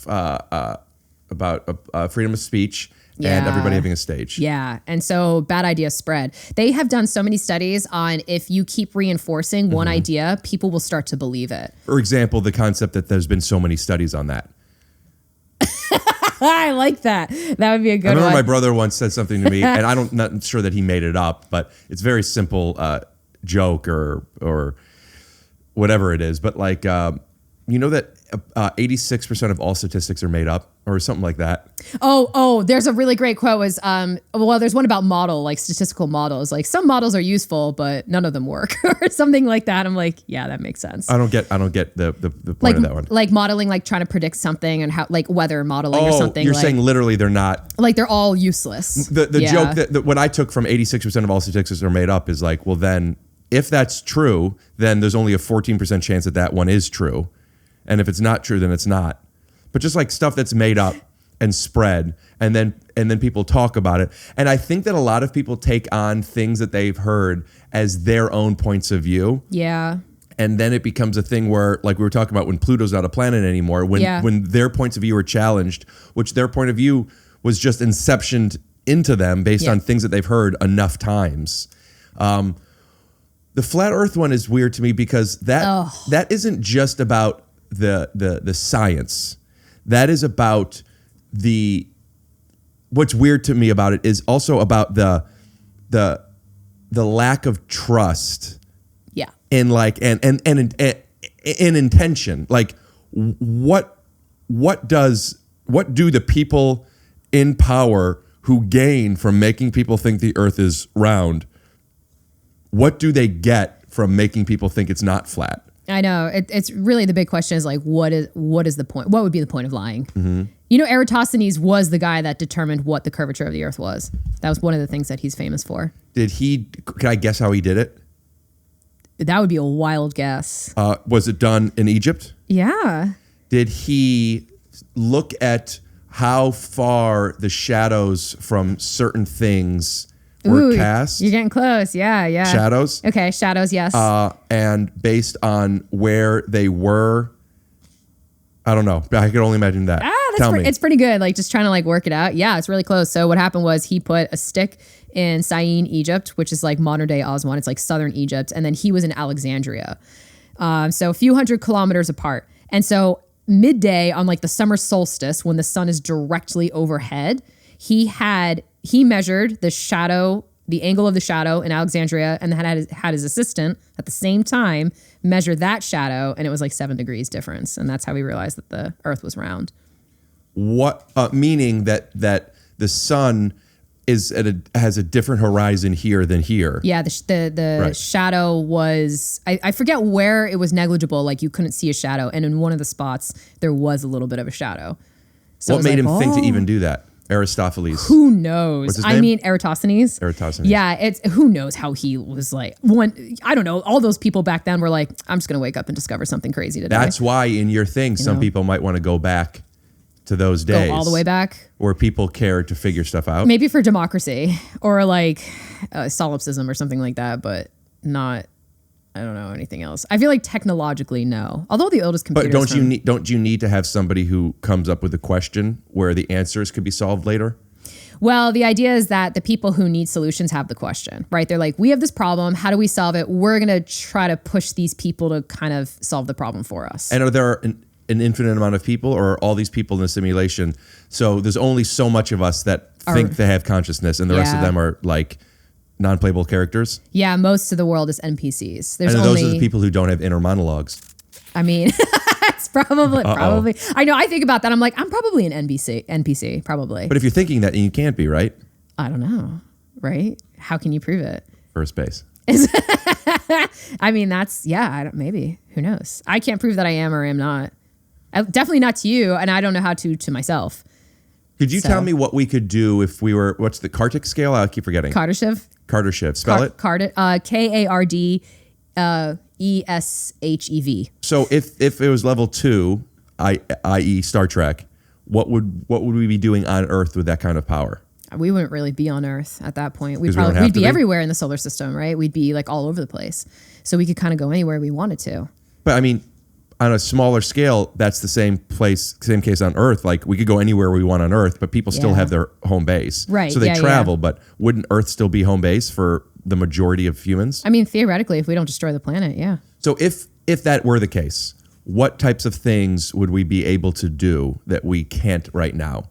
Travel faster. Travel faster is the big one. And that would mean that we created an engine. See, this is where the energy thing comes in. And we created an engine that was efficient enough to burn fuel, fusion, fission, whatever we're using for it to travel within a reasonable amount of time from Earth to like wherever the fuck Jupiter. That's the main thing, is just going faster? I mean, that would be a huge element. That would be a insane element because it's not just about building a faster engine. That technology would be applied to a lot of other things because that's power. We'd apply it to to like not only electricity probably and how we function as a society, but just, I mean, think about how much you use power for, how often you have to plug your phone in, like how much energy we consume in a day. If an engine could do something like that, that technology will be applied to anything. So right now, our technology is limited to the power we could use. Yeah. Meaning that if we had more power, we'd probably have better technology. And what types of things do those look like? And wouldn't that be where the art and the STEM meet? That would be imagination for sure. Yeah, that is a lot of imagination because I can't even think of stuff. I'm like, I have no idea. I mean, I think about travel a lot and how the ships would work. And outside of that, I'm like, man, I don't know. Like, it doesn't exist yet. What is what is your take on, because I mentioned it earlier as far as a finite resource, what is your involvement in the crypto space? I don't really touch it much. No? Not really. No. I really don't know that much about it either, too. Like money for me has always been I think going to business school and working in politics very briefly, I was like, fuck this. And I kind of just had like a whole like mental rejection of it. I mean, I spent 10 years traveling in and out of the Middle East. I was homeless for a month in Wyoming in the woods. Like I've just like had a whole thing with money. Thank your dad for surviving that. My mom too, though, and my school and my friends. Like you learn from everybody in my job. I had to learn how to do some of that stuff because we had to like keep people from getting themselves killed. Was it a choice? Your homelessness? Yeah, for the most part, it was mostly just like I don't feel like moving. Then. Yeah, because I mean we were living in a tent, but it was just like we have no money, and I don't know what to do. Who's we? My roommate and I. Yeah, we just different than the autistic one. No, it's the same one. Yeah. You guys have been friends for a while. Yeah, since we were teenagers. Is guy or girl? Guy, yeah. Yeah, and he lives in Nashville now. So you remind me a lot of him, actually. You guys communicate almost entirely the same, which is pretty crazy. Is he good at basketball? No. Huh. He's pretty tall, too, but he's just like, no. But you just talk faster than him. But your form of communication is very similar, and I'm like, hell yeah. But I do say I think, or maybe. He's getting better about it. He's getting better. But see, you're conscious of it. And once I showed it to him, now he's going to like hyperfixate on it. He's going to use it all the time, probably. So when somebody says something that they say as a matter of fact, do you have a mind where you then take it as fact, or do you take it as, I know that this person thinks this? It depends on who it is and their background and what they're talking about. Right. So if all those things add up, I'll be like, okay, yeah, sure. And it's tough. I'm in a really tough spot because there's this expectation that I know everything, which is really exhausting. And it's my fault. Who has defined that expectation? Everybody who watches my videos, like followers and stuff. Like if I make one little slip up in the way that I'm speaking, which happens a lot, and I'm like, shit, I should have said that differently because that's not what I was intended.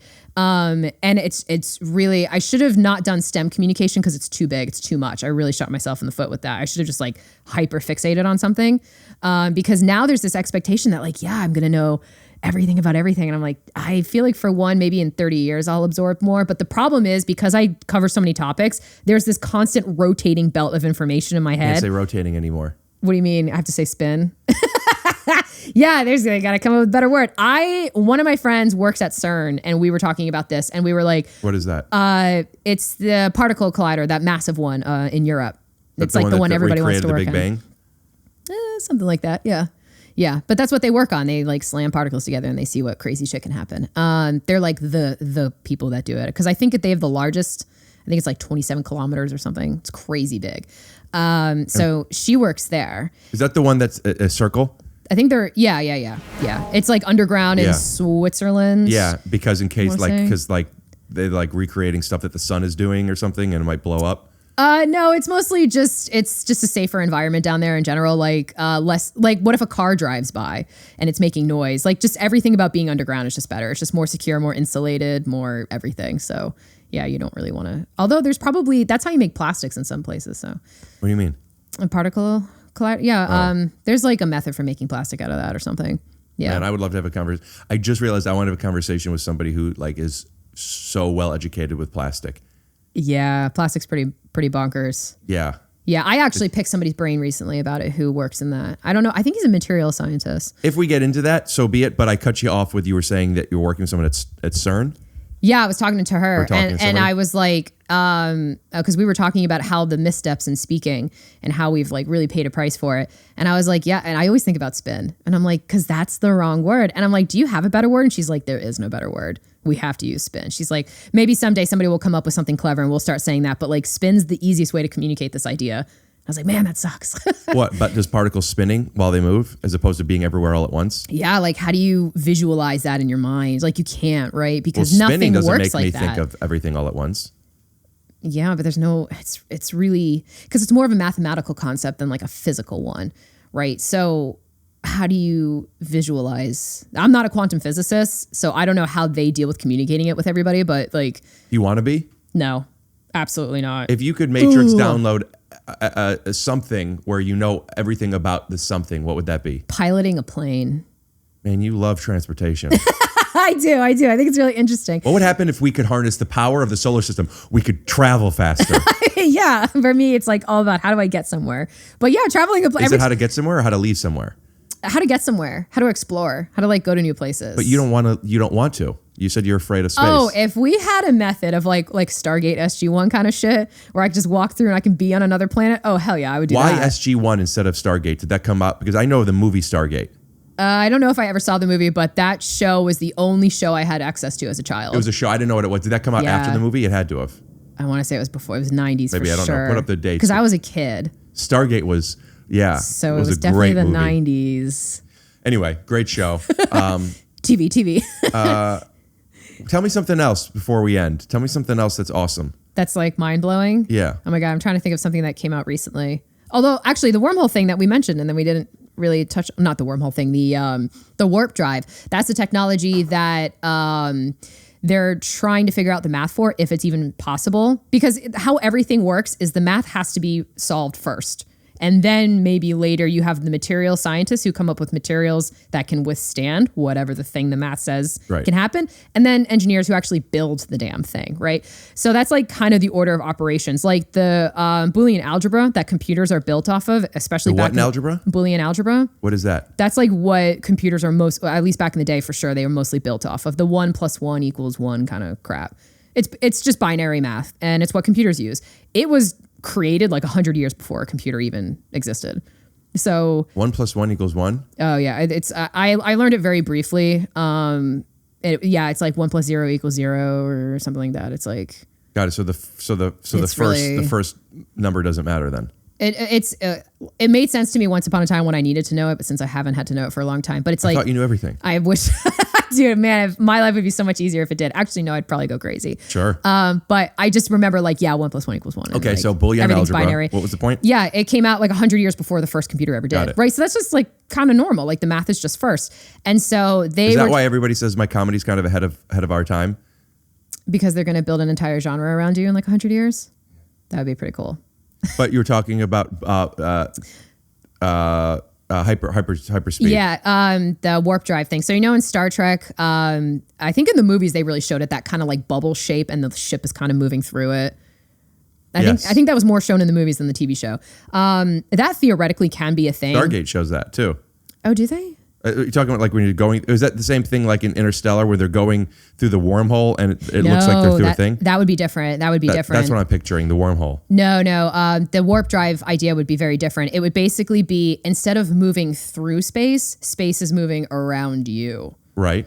And okay. yeah. The concept makes sense. Yeah. So how are we pulling space to us? Yeah. So that would be this like bubble idea, right? And so they're trying to figure out if mathematically that sort of thing's even possible. Like, is this even something that could theoretically happen? Explain this to me, I'm not visualizing this. Yeah, it's tough because it sounds a lot like a wormhole. So the idea, if we were going to do like, not Star Wars, if we were going to do like a wormhole, the idea behind, we'll use this thing. The idea behind a wormhole would be like, if this was our plane, our third dimensional plane, they always, I can't believe I'm doing this example. It's just the easiest, fastest way. It's fine. Everyone get it. Yeah. You put a hole through it. Yeah. You fold it in half and you just punch through. So that's a wormhole. That's you skipping over space. You're like jumping over it.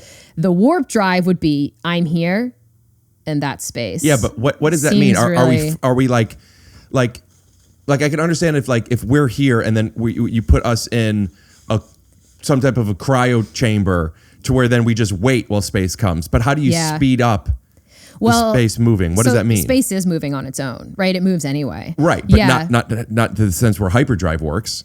So is it's expanding faster below us or around us? What does that mean? Yeah, it would basically just keep moving around us like a rock in a river. Yeah. And you would just wait until the part of the river you want to reaches you. But that's what traveling is anyway. No, we move through space. Okay. Yeah. I'm not visualizing. Let's say that. Let's use Mars as an example in relation to us. We're moving around the sun. The sun is moving around the black hole. Oh, that's a good one. The black hole is moving around. Is expanding our universe. So we're all moving, but it's all in relation to each other. I think that's what we're talking about. We're talking about relativity, right? Yeah. So if we're here and here, Mars is actually coming to us before it going away from us, right? Yeah. So, but.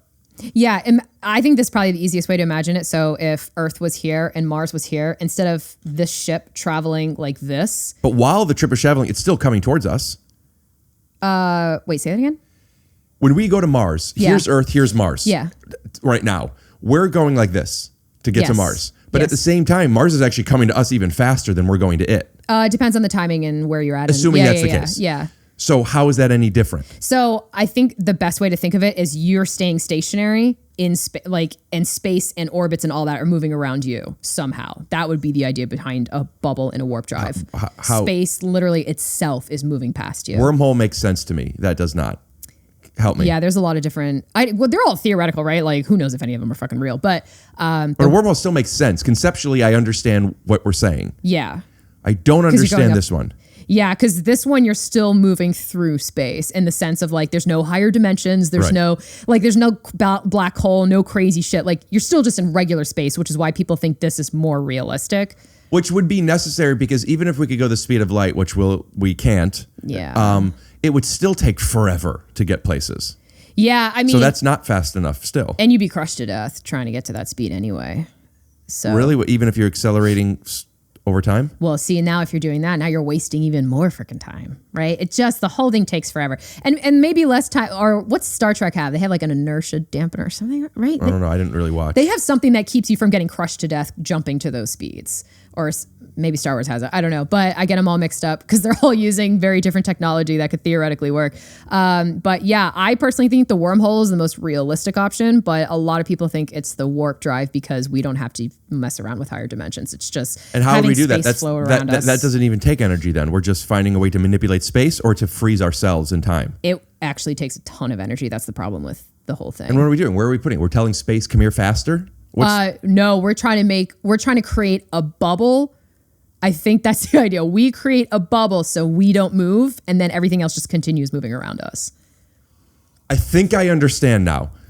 So yeah, it's crazy. So if if here's Earth and here's Mars, and now we're on a spaceship going this way. While we're going this way, we're actually technically relatively being slowed down because we're going this way, but everything is going this way. So it's kind of going like this. So if while everything is going so fast like this and it's expanding, we don't, that makes sense now. Now I get it. It is really weird. It is like a really weird concept, but the math is starting to check. They're starting to figure out ways where it mathematically could work. Kind of like if we're both in cars. And I'm on this car, and I'm on the. If I'm on a train, we're on a train, and I'm on the car on this end of it, and I were to jump up and land, I'm now here. Yeah, I feel because like everything came to me. I feel like that would be like an easier explanation for. I think a river would probably be a bit better. I think if you were going down a river and you're like, wait, I want to meet this person up there, upriver. You grab onto a rock and you just wait, and water just keeps flowing past you, and then eventually they reach you, and you you get out of the water, and you never moved. Right. Yeah. Oh, right. Yeah. So that's the idea behind it. But yeah, they think that makes more sense. Yeah. So that's probably if we ever figure out how to travel in like interstellar travel, so to different stars, that would. But wouldn't that be a one-way trip? Because the universe, depending on where you are, because if the universe is expanding like this, if it's expanding this way, it would make it easier for us to go here. But to get the other way, I don't think so. I mean, that's not. That research paper didn't really address it, so I'm not really sure what they think about it. Wow, what's going to be happening later on?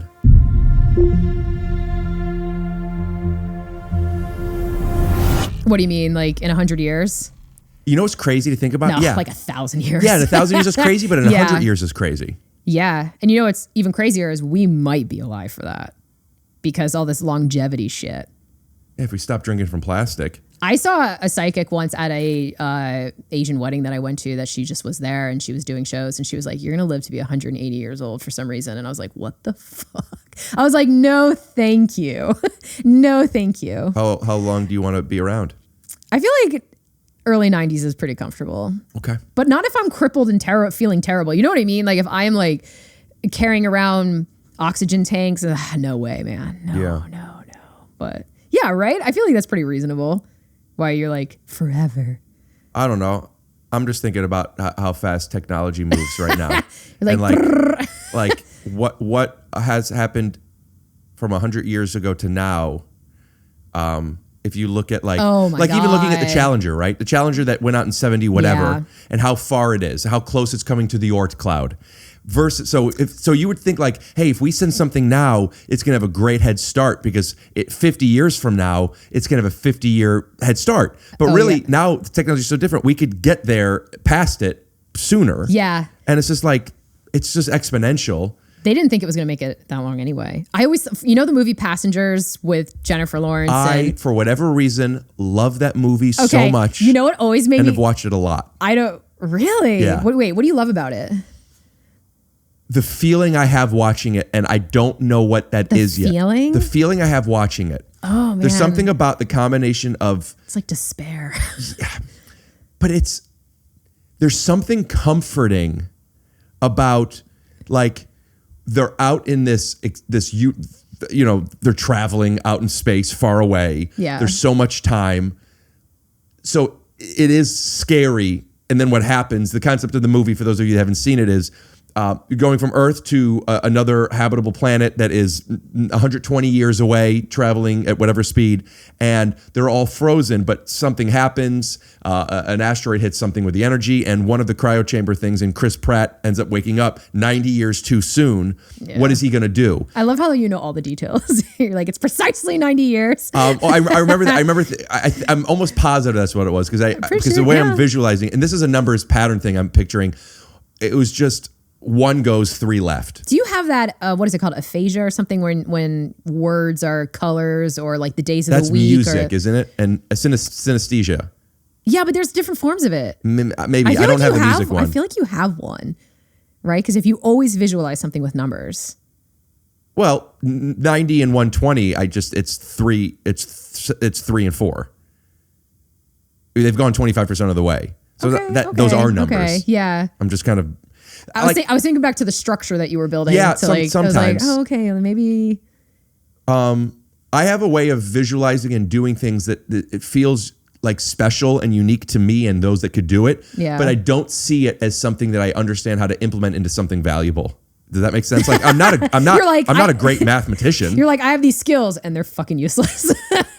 One of my best friends, shout out John DeWalt, has brought this to me like, hey, in a kind, supportive way. Like there are certain things that I do. Everybody has things that they do and they're unique to them. The combination is my version, because he knows me a little bit more intimately than maybe other people. Like, how do you take this memorizing 100 numbers in an hour, these random things that are like, oh, that's an interesting party trick. How do you take advantage of that into something creative or whatever? And like, that's the businessman in you thinking though. Well, there's also craft to the art that speaking for myself, being a stand-up comedian, there is craft to it as well. There's like structure, which isn't necessarily the same as being funny, but if you're doing an hour, it's different than doing 3 20-minute sets. So there is a mindset of like, how could you, like knowing what you're good at so you could lean into it. For example, you chose math because there were more women in it. If instead you chose what you were good at or what you wanted, for better or for worse, you would have been guided by something that was leading you through something internally versus externally. And I do think knowing what you're good at, maybe even more importantly, knowing what you're not good at, gives you the choice of choosing to, I'm not a great engineer. Maybe I could be. I don't think I would be. I'm not either. Yeah, I get it. So when I don't know how a car works and someone says, do your research, I don't want to waste my time doing something that somebody else could do better than me. Yeah. Well, that's do you value money or time, right? You value your time. I mean, feels like a philosophical conversation, but what's the difference? I mean, if you have There's a big difference, because if I remember, do you remember the movie Vampire in Brooklyn with Eddie Murphy? No, I know so few movies. Well, he was a vampire and from the vampire days, and then he came back around in the 80s or the 90s. This is a real movie? Out. Yeah. Damn. Okay. And I remember thinking, maybe it was a story point, but I remember thinking like, you could have so much money if you're around for 1,000 years. You know, so like if like in Twilight, they're all rich. Because time is money, baby. Well, I mean, so that was, again, another thing that like my parents' lessons where you have to choose what you care about more, money or time. Do you want to learn how to do this thing and spend all your time and no money so you can do it yourself? Or do you just want to save your time and spend your money on it so somebody else deals with it? Okay, so that was like... So there's an equilibrium there of when one would be worth it for the other. And I feel like I have a great analogy here. Refinancing a mortgage. Oh my God. Hear me out. Hear me out. Okay. Wait, no, it's like learning the rules of a new game. No, just listen to 30 minutes. I swear to God, I can do this in 30 seconds or less. Okay. You want to get it. Let's say their interest rate is 6.5, right? And you're like, well, the interest rates are going to go down, but you want to get the house now. In a year, it'll go down to 6. How much money is that 5% actually worth over how much time? Meaning, well, you could refinance in a year, but it'll cost you X dollars. And you lose the house. You wouldn't get the house. It'd go to somebody else. Right. So if you could learn how to change your own tire, and it might take this much time versus having somebody do it, and it takes significantly less time, and you're never going to have to change your tire again, or only one or. I got a better analogy. Here it is. Rewind. Are you ever you want to rent a movie? And it's $3.99. To buy it is $5.99. Oh yeah. And the thought is, well, if I watch it twice, I should buy it. I don't think I'm going to want to watch it twice. Okay. Yeah. If you're not going to watch it twice, rent it. Yeah. So if you're going to always have AAA and you're living in a metropolitan city and you don't want to spend so long to learn it, you could always learn it later. But what does taking this time to learn this skill? If you're just going to be sitting on the couch, sure. But what does this time cannibalize when you could be doing something else, working on a different craft? You can't be the Cheesecake Factory. You have to just pick the things that you're able to do. God, the Cheesecake Factory. The Bible of menus. There's just so many things. Oh my God. So at what point is it worth learning how to change your own tire, start a fire, all these things that are valuable and you should know to do? Changing your own tire I would say it's not valuable information. It might not be more valuable than something else. Yeah. I think everybody should know how to change a tire. Yeah. Even if you've never done it before. For sure. But starting a fire, holy shit, you don't need to know how to do that. There's so much knowledge in my brain that I'm like, I do not need this. Well, if you want to start a fire, why don't you just read some comments about you or anybody about themselves on Reddit. I don't even look. I can't look at that stuff because it's just, I literally lose my fucking mind. Like, well, then how do you know about that PhD guy that keeps busting your balls? Because he stitches, so I get a different alert for that, and I always see the same name, and I'm like, oh fuck, That's this how guy. shit comes to me. People The will send me stitching? not stitching, but people will send me messages personally or messages of posts that people have made, and then I open it and I go fuck, and then it goes down a rabbit hole and I read some more. I'm like, But nope. like your friends are sending it to you. No, I mean, You have your messages open for anybody? yeah. Oh my god! But That's brave. They go into the you have to accept it. So Yeah. once I've accepted it, there's a better chance of me seeing it. I don't read all my messages, man. but I do. I like to interact. I mean, I'm big on my Discord. By the way, shout out to my Discord. I'll put the link is in the description. All the plugs. I like interacting with it's good. the Yeah, people that yeah. watch this Meanwhile, I'm like, because they're mean to you. no, I'm just like not that person. I don't even know how I got involved in all of this. I'm just like, It's not a blanket. It's not like a Generally. blanket statement. But would you say that because of the way you grew up? no, yeah, probably. I am a woodland person in my soul. Like if I'm at an event and I'm getting any sort of attention, I feel really like, oh God, I hate this. Oh, Yeah. So it's, I go give me a microphone and listen to this. yeah, I feel like you'd be so comfortable. I am like not super into being in the center of attention. So it's I'm tough. not always comfortable with it. So your discomfort, you might be at times. One, I think, is at times kind of defining the discomfort that they feel as something that they need to avoid. Oh yeah, but I don't, right? Because I do still do this like for a living, right? I'm still on. What a luxury, huh? Social, yeah, woo! It does make more money than I expected, which is a real shocker.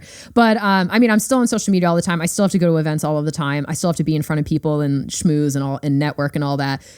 So I do stuff that makes me uncomfortable, and I still do it anyway. Is the majority of your money coming from TikTok? No, it's Was like, it ever? No, it's like 20%, I'd say. Where's the majority of money coming from? Sponsorships, collaborations, things like that. That they are buying for you to post on Yeah, TikTok. they pay a So lot. that's what I don't mean is sometimes. TikTok Yeah. paying you. I'm saying what you Oh. do on TikTok. Or Instagram. Yeah, TikTok or Instagram. It's kind of hit or miss. It's usually, or sometimes it's both. But Isn't that crazy? yeah, I cannot believe the money that was in it. Like I thought I was going to be spending the rest of my life in a lab, just like staring at a piece of paper. Like I thought that was going to be my life. Yeah. And then it turned into like this Like very. Marshall Mathers, who spends his time in a lab with a pen and a pad. I mean, like that job would be a lot cooler. I think music in general is cooler, but like, I thought that was going to be my life, and then to be in front of people all the time and have to talk to people all the time was just not what I expected. What is the So it's talking like all a the time learning if curve. the majority is on social media? Because I have to interact with people. Oh, there's people I have to impress that I'm like literally just this past week I had to deal with. I'm not going to say who it is because I haven't signed an NDA, but still I'm going to be on the safe side. But basically, this person's on the same level as Elon Musk. Everybody knows who this fucking person is, and I met with this person's Well, you just team. told me who it is. No, it's not him, but it's like. Like everybody knows who that person is, and it's Horizon? kind of in that world. I'm just not gonna. But anyway, so I met with their team recently, and I'm just like, what the fuck am I doing here? Like, are you kidding me? What would they want you there for? I'm interviewing the person. That's awesome. Yeah, and it's cool because I want to pick their brain, but that's all I'm thinking You're not about. interviewing Like, the guy, you're interviewing somebody part of it? no, I'm interviewing the person. Cool. Yeah, and I'm like, oh, I just wanted to pick their brain because when I first met them, they're like, what would you talk about? I'm like, oh my God, I want to ask them about this and I want to ask them about this. And I went down this rabbit hole and they were like, okay, this can work. But then they're asking me like, what do you want the set to look like? And I'm like, bro, I have no idea. I told them straight up, I'm like, Where are you doing it? I don't want to say because I feel like I'll give it because I think this person is the only one who has a studio in that area. Got it. So Washington. You're just like trying to narrow it down. But yeah, it was just like, it was bonkers to me because I'm like, how am I here? Where's it like, gonna go? Doing this. Like, where are people going to watch it? Probably on my pages. And I think they have their own, marketing teams and Exciting. stuff. And yeah, I mean, it'll be really cool. And one of the questions they asked me was like, are you easily intimidated or do you think this? And I was like, we're all just sacks of flesh, dude. And one of them laughed and I was like, Do you get intimidated? sometimes it depends on who it is and what they've done. Oh shit. tune changed. You're like, woo. Well, I mean, for that I wouldn't be because it's just like me and this one person in a room like together. Can I give you a couple packages I need to return? Why? What is it? Oh, what is it, like a Tesla? Do you think I'm it's not Elon Musk, I swear to God. No, I just have some packages from things I had mailed to me that I have to send back. No. Oh, okay. No. I like where your head's at. I like where you're trying to guess and Am I wrong? Am I wrong? it's on that level. It's definitely Like, I'm going to stop because Is it LeBron? I can't resist. It's LeBron. That would be so unrelated to anything that but yeah. And so anybody who wants to do this kind of job, if you really want to go into social media, you better be prepared for it to be successful and then have to like show up every day and do stuff that makes you uncomfortable. Yeah, I don't think anybody would take that. That would be like people who want to be in the NBA. It's like, yeah, but you're going to have to practice a lot. I think that people like to practice. I don't like to be in front of the camera a lot. Like it makes me really nervous. Even when I was a musician, you know what my job was? I was a demo singer, specifically because I'm alone in a booth and I'm not in front of an audience. That's why I liked doing it. What do you like about this? Well, this is easy because there's no audience or anything. Right? I don't mean it's this podcast. Like, I mean this is in what you do. What do you like about it? I love researching and I love helping people understand stuff. It's like the highlight of my life. And especially people who didn't know how anything worked before. But isn't that why you have to be in front of people to teach them it? Yeah, that's the price that I pay is this discomfort that I don't want to do that part, but I do like the explaining things to an individual. And I just happen to be good at it, apparently, that a lot of people want me to do it for them. And so it turns into a crowd. And then I'm like, oh God.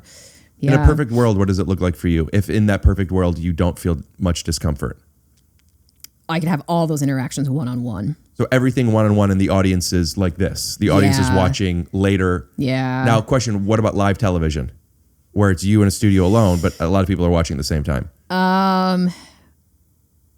Probably, maybe. I don't know. Remember that thing that I did this summer that I was asking, I was like picking your brain, like, what do I do?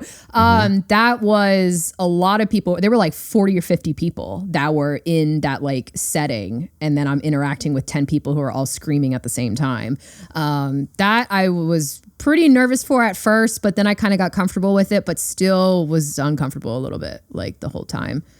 So yeah, it's kind of interesting. Is your plan at the moment to continue growing your online audience and doing this, but maybe you'll be interviewing people of higher status, but like you want to be doing and creating content from home or from a location of your choice relatively alone? Yeah, because I like picking people's brains too, you know, especially people who know way more than me. I mean, like it's super awesome. So that I would be totally fine with. I mean, we'll see how this interaction goes in a couple of weeks. But yeah, this is coming out in not even a week. Oh, I meant the one that I have to do. Is that? Oh, gotcha. Yeah. So like, it'll be really interesting to see how I do with that. Cause I'm pretty good at picking people's brains, but I don't know if I've ever like done like what you're doing. Like I've never really been on that side of it. I don't know if you could do what I'm doing. I don't know either. I'm not on Undateable. I'm not a stand-up comedian. Although I did a stand-up comedian competition once. I got second place when I was like 14 years old. Who beat you? Esther Pravitsky? The 18-year-old boy who was hella funny. So he had every right to beat me for sure. Yeah. But it was pretty cool to get second place though. Who was that guy? It was Mark Norman, wasn't it? No, it was just like, it was in my like hometown and shit. It was like, whatever. It was just, you know, small town shit. Well, if he's funnier than you, I got to get him on the pod. I mean, he is pretty funny. I don't know whatever happened to him. But yeah, it was because I was 14 years old and I was still making like a lot of innuendo jokes with the cord that I had that was connected to the mic. And that's how I got second place. As in like, look at this really long vagina? No, well, because how they did this competition was they gave you a setting and you had 30 seconds to figure it out. And mine was like, you're in a pit full of snakes.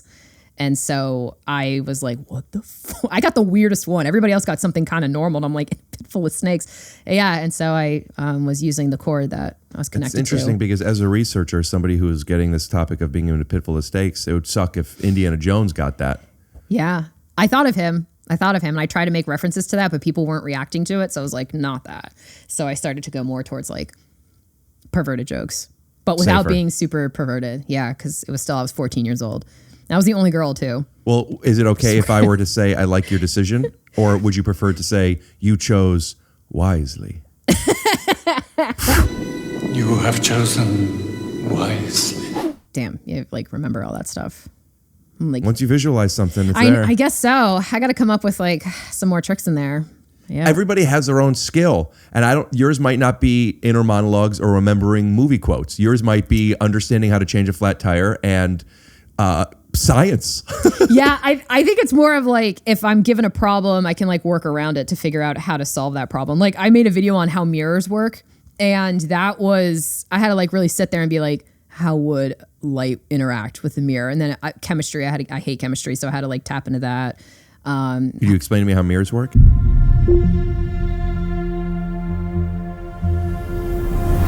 Oh my God, they're pretty crazy. Is it kind of like how everything I see in somebody else is conceptualized in some way a reflection of myself? Oh wow, we want to go into philosophy. Well, if we're talking about light going into our eyes, yeah, we're going into our souls. Man, I made that video a while ago, so it's hard to remember. But basically, there's like it depends on the material, right? And then it depends on the layers. So all the photons, they're not every single one of them bouncing off the highest most level. Right, some of them are going a little bit deeper. How could one go deeper than the other? Is it kind of like how some sperm make it to the egg? Because the molecules that are inside a mirror are kind of like spread out. They're not. It's not like an impenetrable wall, basically. Right. You're saying all the space between everything. Yeah, some of them go through, and some of them bounce off, and outside of Okay. So that's how I sat there, and I was like trying to figure it out, like how the fuck do I explain how a fucking mirror works? Couldn't you just look it up? Yeah, you can, but the problem with that is I don't usually like the way that people describe how things work. And I've realized that it's not always super effective, so I try to come up with my own way and making it relative to like, why should you care about this? So I feel like that, if anything, is my gift, is like figuring out a way to make something interesting and relatable to somebody. Because otherwise you're just sitting there and be like, and the photons move through, you know what I mean? That's why Neil deGrasse Tyson has made such a career. He's interesting. He's interesting. I think... Yeah. Yes, I think that if you go deeper in the mirror, it's being interesting comes from a place of being interested, I think. Yes, you have to be curious. Mm-hmm. Yeah, which is definitely, I super am. I mean, like this is what I do all day, every day. Yeah. Like every night for 3 or 4 hours, I'm researching random ass shit to figure out what I want to make a video on and explain to somebody how it works. And there was this one line that I remember somebody saying that like, they have forgotten more than anyone's ever learned. And I was like, I feel like that sometimes, like I just keep forgetting stuff because I have to learn something new and it just keeps like going, slipping. I'm like, one of these days I have to like write all of this down and just memorize it, I guess. Well, it's kind of what you're doing by creating this stuff. Instead of writing it down, Yeah, I need to like review my own videos. I just listen to them in my sleep and just brainwash myself, I guess. I feel that way about names and faces. I think I know 30 names at a time. Oh, that's actually a really good one. Yeah. Yeah, and then you're just like, I have no idea who the Yeah, I'll learn you, but then I'm going to forget you. Yeah, I'm good with faces. I remember faces and voices really well. Huh. I'll always remember somebody's voice, but I'll probably never remember their name. But I'll hear them talking and I'm like, I know you. What was that noise you just made? I inhaled really aggressively and almost choked. Oh, you okay? Yeah, no, I'm fine. Okay. It's a quick recovery. Okay, good. But good. Yeah. All right, well, thanks for doing this. Yeah, thanks for having me. I think it might be fun if you're interested, if you ever want to come back on. When your book is out, let me know, obviously, too. Oh, yeah. But it might be fun to have you on with another comedian or two friends of mine to where we could... I like doing this with... I like having musicians. I like having people on that have a different skill and knowledge base than me and a lot of my friends and peers. Yeah. So we could put us together. Dude, if it was you, I'm going to pretend it was the dog. I'm telling you it wasn't me. I don't smell anything. Smelling. I mean, he looks pretty guilty. I don't know. But yeah, like it might be fun to have comedians ask you questions. Like what might be fun is even doing it to where then you say these things as if you do know, and then we could play the game like 2 lies and a truth. That'd be kind of fun if like one of them I made up and people had to figure out which one it was. Yeah. Yeah. And then I'm like, did I make it up? Like us being in simulation. Yeah. At least I was like, that's a 50-50. That's what people. That's those some. Do you know what that means? Is it 50-50 because statistically it's either yes or no? It's basically we can't prove it and we can't disprove That's it. That's not 50-50. That's we can't prove it, we can't disprove it. That's the way that, you know. I feel like 50-50 is we can't prove it, we can't disprove it is the same as spin to what a particle actually does. I like how you're like a little butthurt about it. It's like, 50-50. Dude, that's the way we work. I don't know. 50-50 is nuts. Yeah, because we don't know either way. There are better odds that you are the one that, there's better odds that we're in a simulation that you are the one that farted. Honestly, I hope we're in a simulation just to watch your head explode. There are better odds. And the tree has no sound.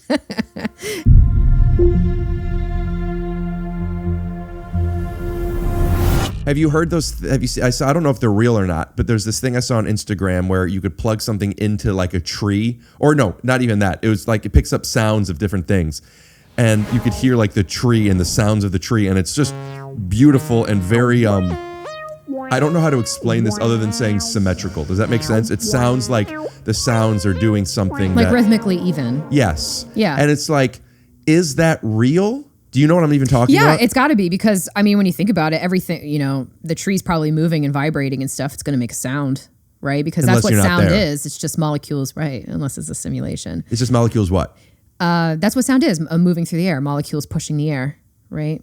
That's why there's no sound in space because there's no molecules to be pushed. Right. Yeah, so if a tree that has a ton of them, like our bodies are making sounds because they're vibrating and stuff because, your intestines are moving, so that's creating a sound So wave. I understand. So they're making sound. Things are moving, Yeah. but then the sound wave. Is that energy then coming off of it? Yeah, that's energy. Yeah. Yeah, because the molecules are moving, right? So of course that's energy, right? So is sound energy? Yeah. Oh yeah. Deep. Yeah, isn't that awesome? Yeah, I never Yeah. thought of it like that. Yeah. I know when I was watching Oppenheimer, my one comment was, I know they're going to do the sound wave. There's going to be a boom. I hope they do the shockwave too. And they did. Oh no, they didn't do it. Or it was confusing because it looked like they went back in time for a hot second to show how they were. Explain a shockwave. Yeah, so that would be that. It's faster than sound wave, right? So in The thing Oppenheimer, comes before you hear it. yeah. So you'll feel that boom, and then you won't hear it, and then you'll hear the sound wave. It's like, And that's because the waves of sound are not as quick. yeah. They're longer than they are. It's red instead of blue, right? Isn't blue more like this and red is? Yeah. Red's like wider. Yeah. For light. Yeah. So the shockwave is a faster this. But what is it? Yeah. I think that's also space. Like molecules and like getting pushed, but it's from I'm pretty sure it's from like the force of an explosion rather than the sound of it. But it's not the explosion itself. I hesitate to use the word force because I'm not a physicist and they're very particular over their word choice. It's kind of like only black people can say the N-word. So no, it's just I have to use it correctly, and that's the problem I run into a lot, where I'll be like, it's the force from this power and this shock, and it's like, well, all those words mean different things in the world of physics, and I'm always like, Got it. Jesus fucking Christ. But there's the sound, there's the shockwave, and then there's the explosion, the fire. Oh, that you see. Well, you see it first. I mean, to be fair, you see it Because light and then you travels feel faster it, than- and then you hear it. Yeah. And in Oppenheimer, they mostly stay true to that. See it, feel it, hear it. Yeah. If you're far away enough, right? Because you have to be far away enough. If you're really close, it kind of all happens at the same time. But if you're far away enough, yeah, you'll be one at a time. Isn't that crazy? Yeah. Yeah. I love that stuff. I'm trying to remember if they did it in Oppenheimer. I'm pretty sure they did just the shockwave. Because I remember waiting for it and being like, fuck, they didn't But don't you do it. think No, they did Christopher do it. Nolan will do everything pretty much Yeah, right? and I'm like, maybe he did do it. It just took way longer than I expected. Dark Side of the Moon, before we go, explain this to me. Because it's always going like this? Yeah. So the moon is rotating. Right. Yeah, it's just rotating in sync with going around Earth. So it just always looks like it's stationary, but it is actually rotating. So it's going like this. So the dark side will see the sun every 28-ish days. So as this is rotating too, but it's going with it. Yeah. But every now and then, because it's not perfectly in sync, you will see the other side of the moon, or we never will. We never will. But the sun does. The sun sees it. Yeah. Because that part will be. So when we put astronauts in the South Pole, which we'll probably be doing in the next few years. Why? Because that's where we think all the water is. Wait, what does it have to do with astronauts? Well, on the moon. Yeah, on the moon. Yeah. Got it. So that part will probably, it depends on where they go, but they could be on a dark side of the moon kind of thing where they're not facing Earth, which would be kind of stupid. Well, there will be no water, just ice. Yeah, because that's where the ice is going to be in the poles. Yeah, so there's a chance that they might be having to deal with like 28 days of darkness and then like 20-ish 8 days of sunlight, which will be brutal on the equipment. Have you seen 28 Days Later? Is that what it's called? Josh Hartnett vampire movie? I thought that was the zombie one. There's one of those too. Oh, I saw There's 28 Days and 28 Days Later, I think. I saw one of them in college for some reason. All right, so I wanted to know. Yeah, I don't know. My knowledge of movies is like so garbage. If you want to follow on Instagram, go to Ashley _ oh God, no, it's the modern day Eratosthenes. modern day Eratosthenes. Eratosthenes. And I know I already said it, but it's a great follow. Great follow. she's saying everything that's interesting without somebody interrupting constantly and making with a jokes script. that miss. So it's way more fluid than me being like, ha, ha, ha. Were you reading off a teleprompter type thing? No, I memorize it. Good for you. Yeah. And then it's gone. Yeah, right. So it's like taking an exam, like an algebra exam. I'm like, must cram it. And then it's just gone. That's the difference between memorizing and visualizing. But when you memorize stuff, you also have to visualize it or you can't explain it. You just don't retain stuff that way. I don't remember it visually. I remember it conceptually, like the feel. It's really hard to explain. I've tried to find other people like on Reddit and stuff who also have no inner monologue in the way that they think. And it's very similar. They do also do the same, like it feels a certain way or it's conceptualized, just very complex. And when I say feeling, it's not like I'm sad. It's like a sensation. It's really weird, and I got to figure out someday how to like describe it. Somebody smarter than me will probably figure out how to describe it. Well, if you understand it, put it in the comments. It's gonna be like one like kid in like Kansas, is like 14 years old. He's like, I've cracked it. Yeah, you know, you never know. But he might not know how to articulate it. He'll just tell you how it feels. Which will be perfect for me because like I'm like, yeah, that's where my brain's at. Yeah. All right, I'm gonna get a Polaroid and then we're done, and then we could both pee. I know I have to. I've had to poop the whole time. Oh, really? No, you could have just gone. Just right here. Oh. I mean, not with these pants, which I have to wear because they're the only thing I can like wrap over. Oh, where does Theme music. Scoot. Is that like a Polaroid? Oh yeah. Blabbity blue. Scoop dee. Oh yeah.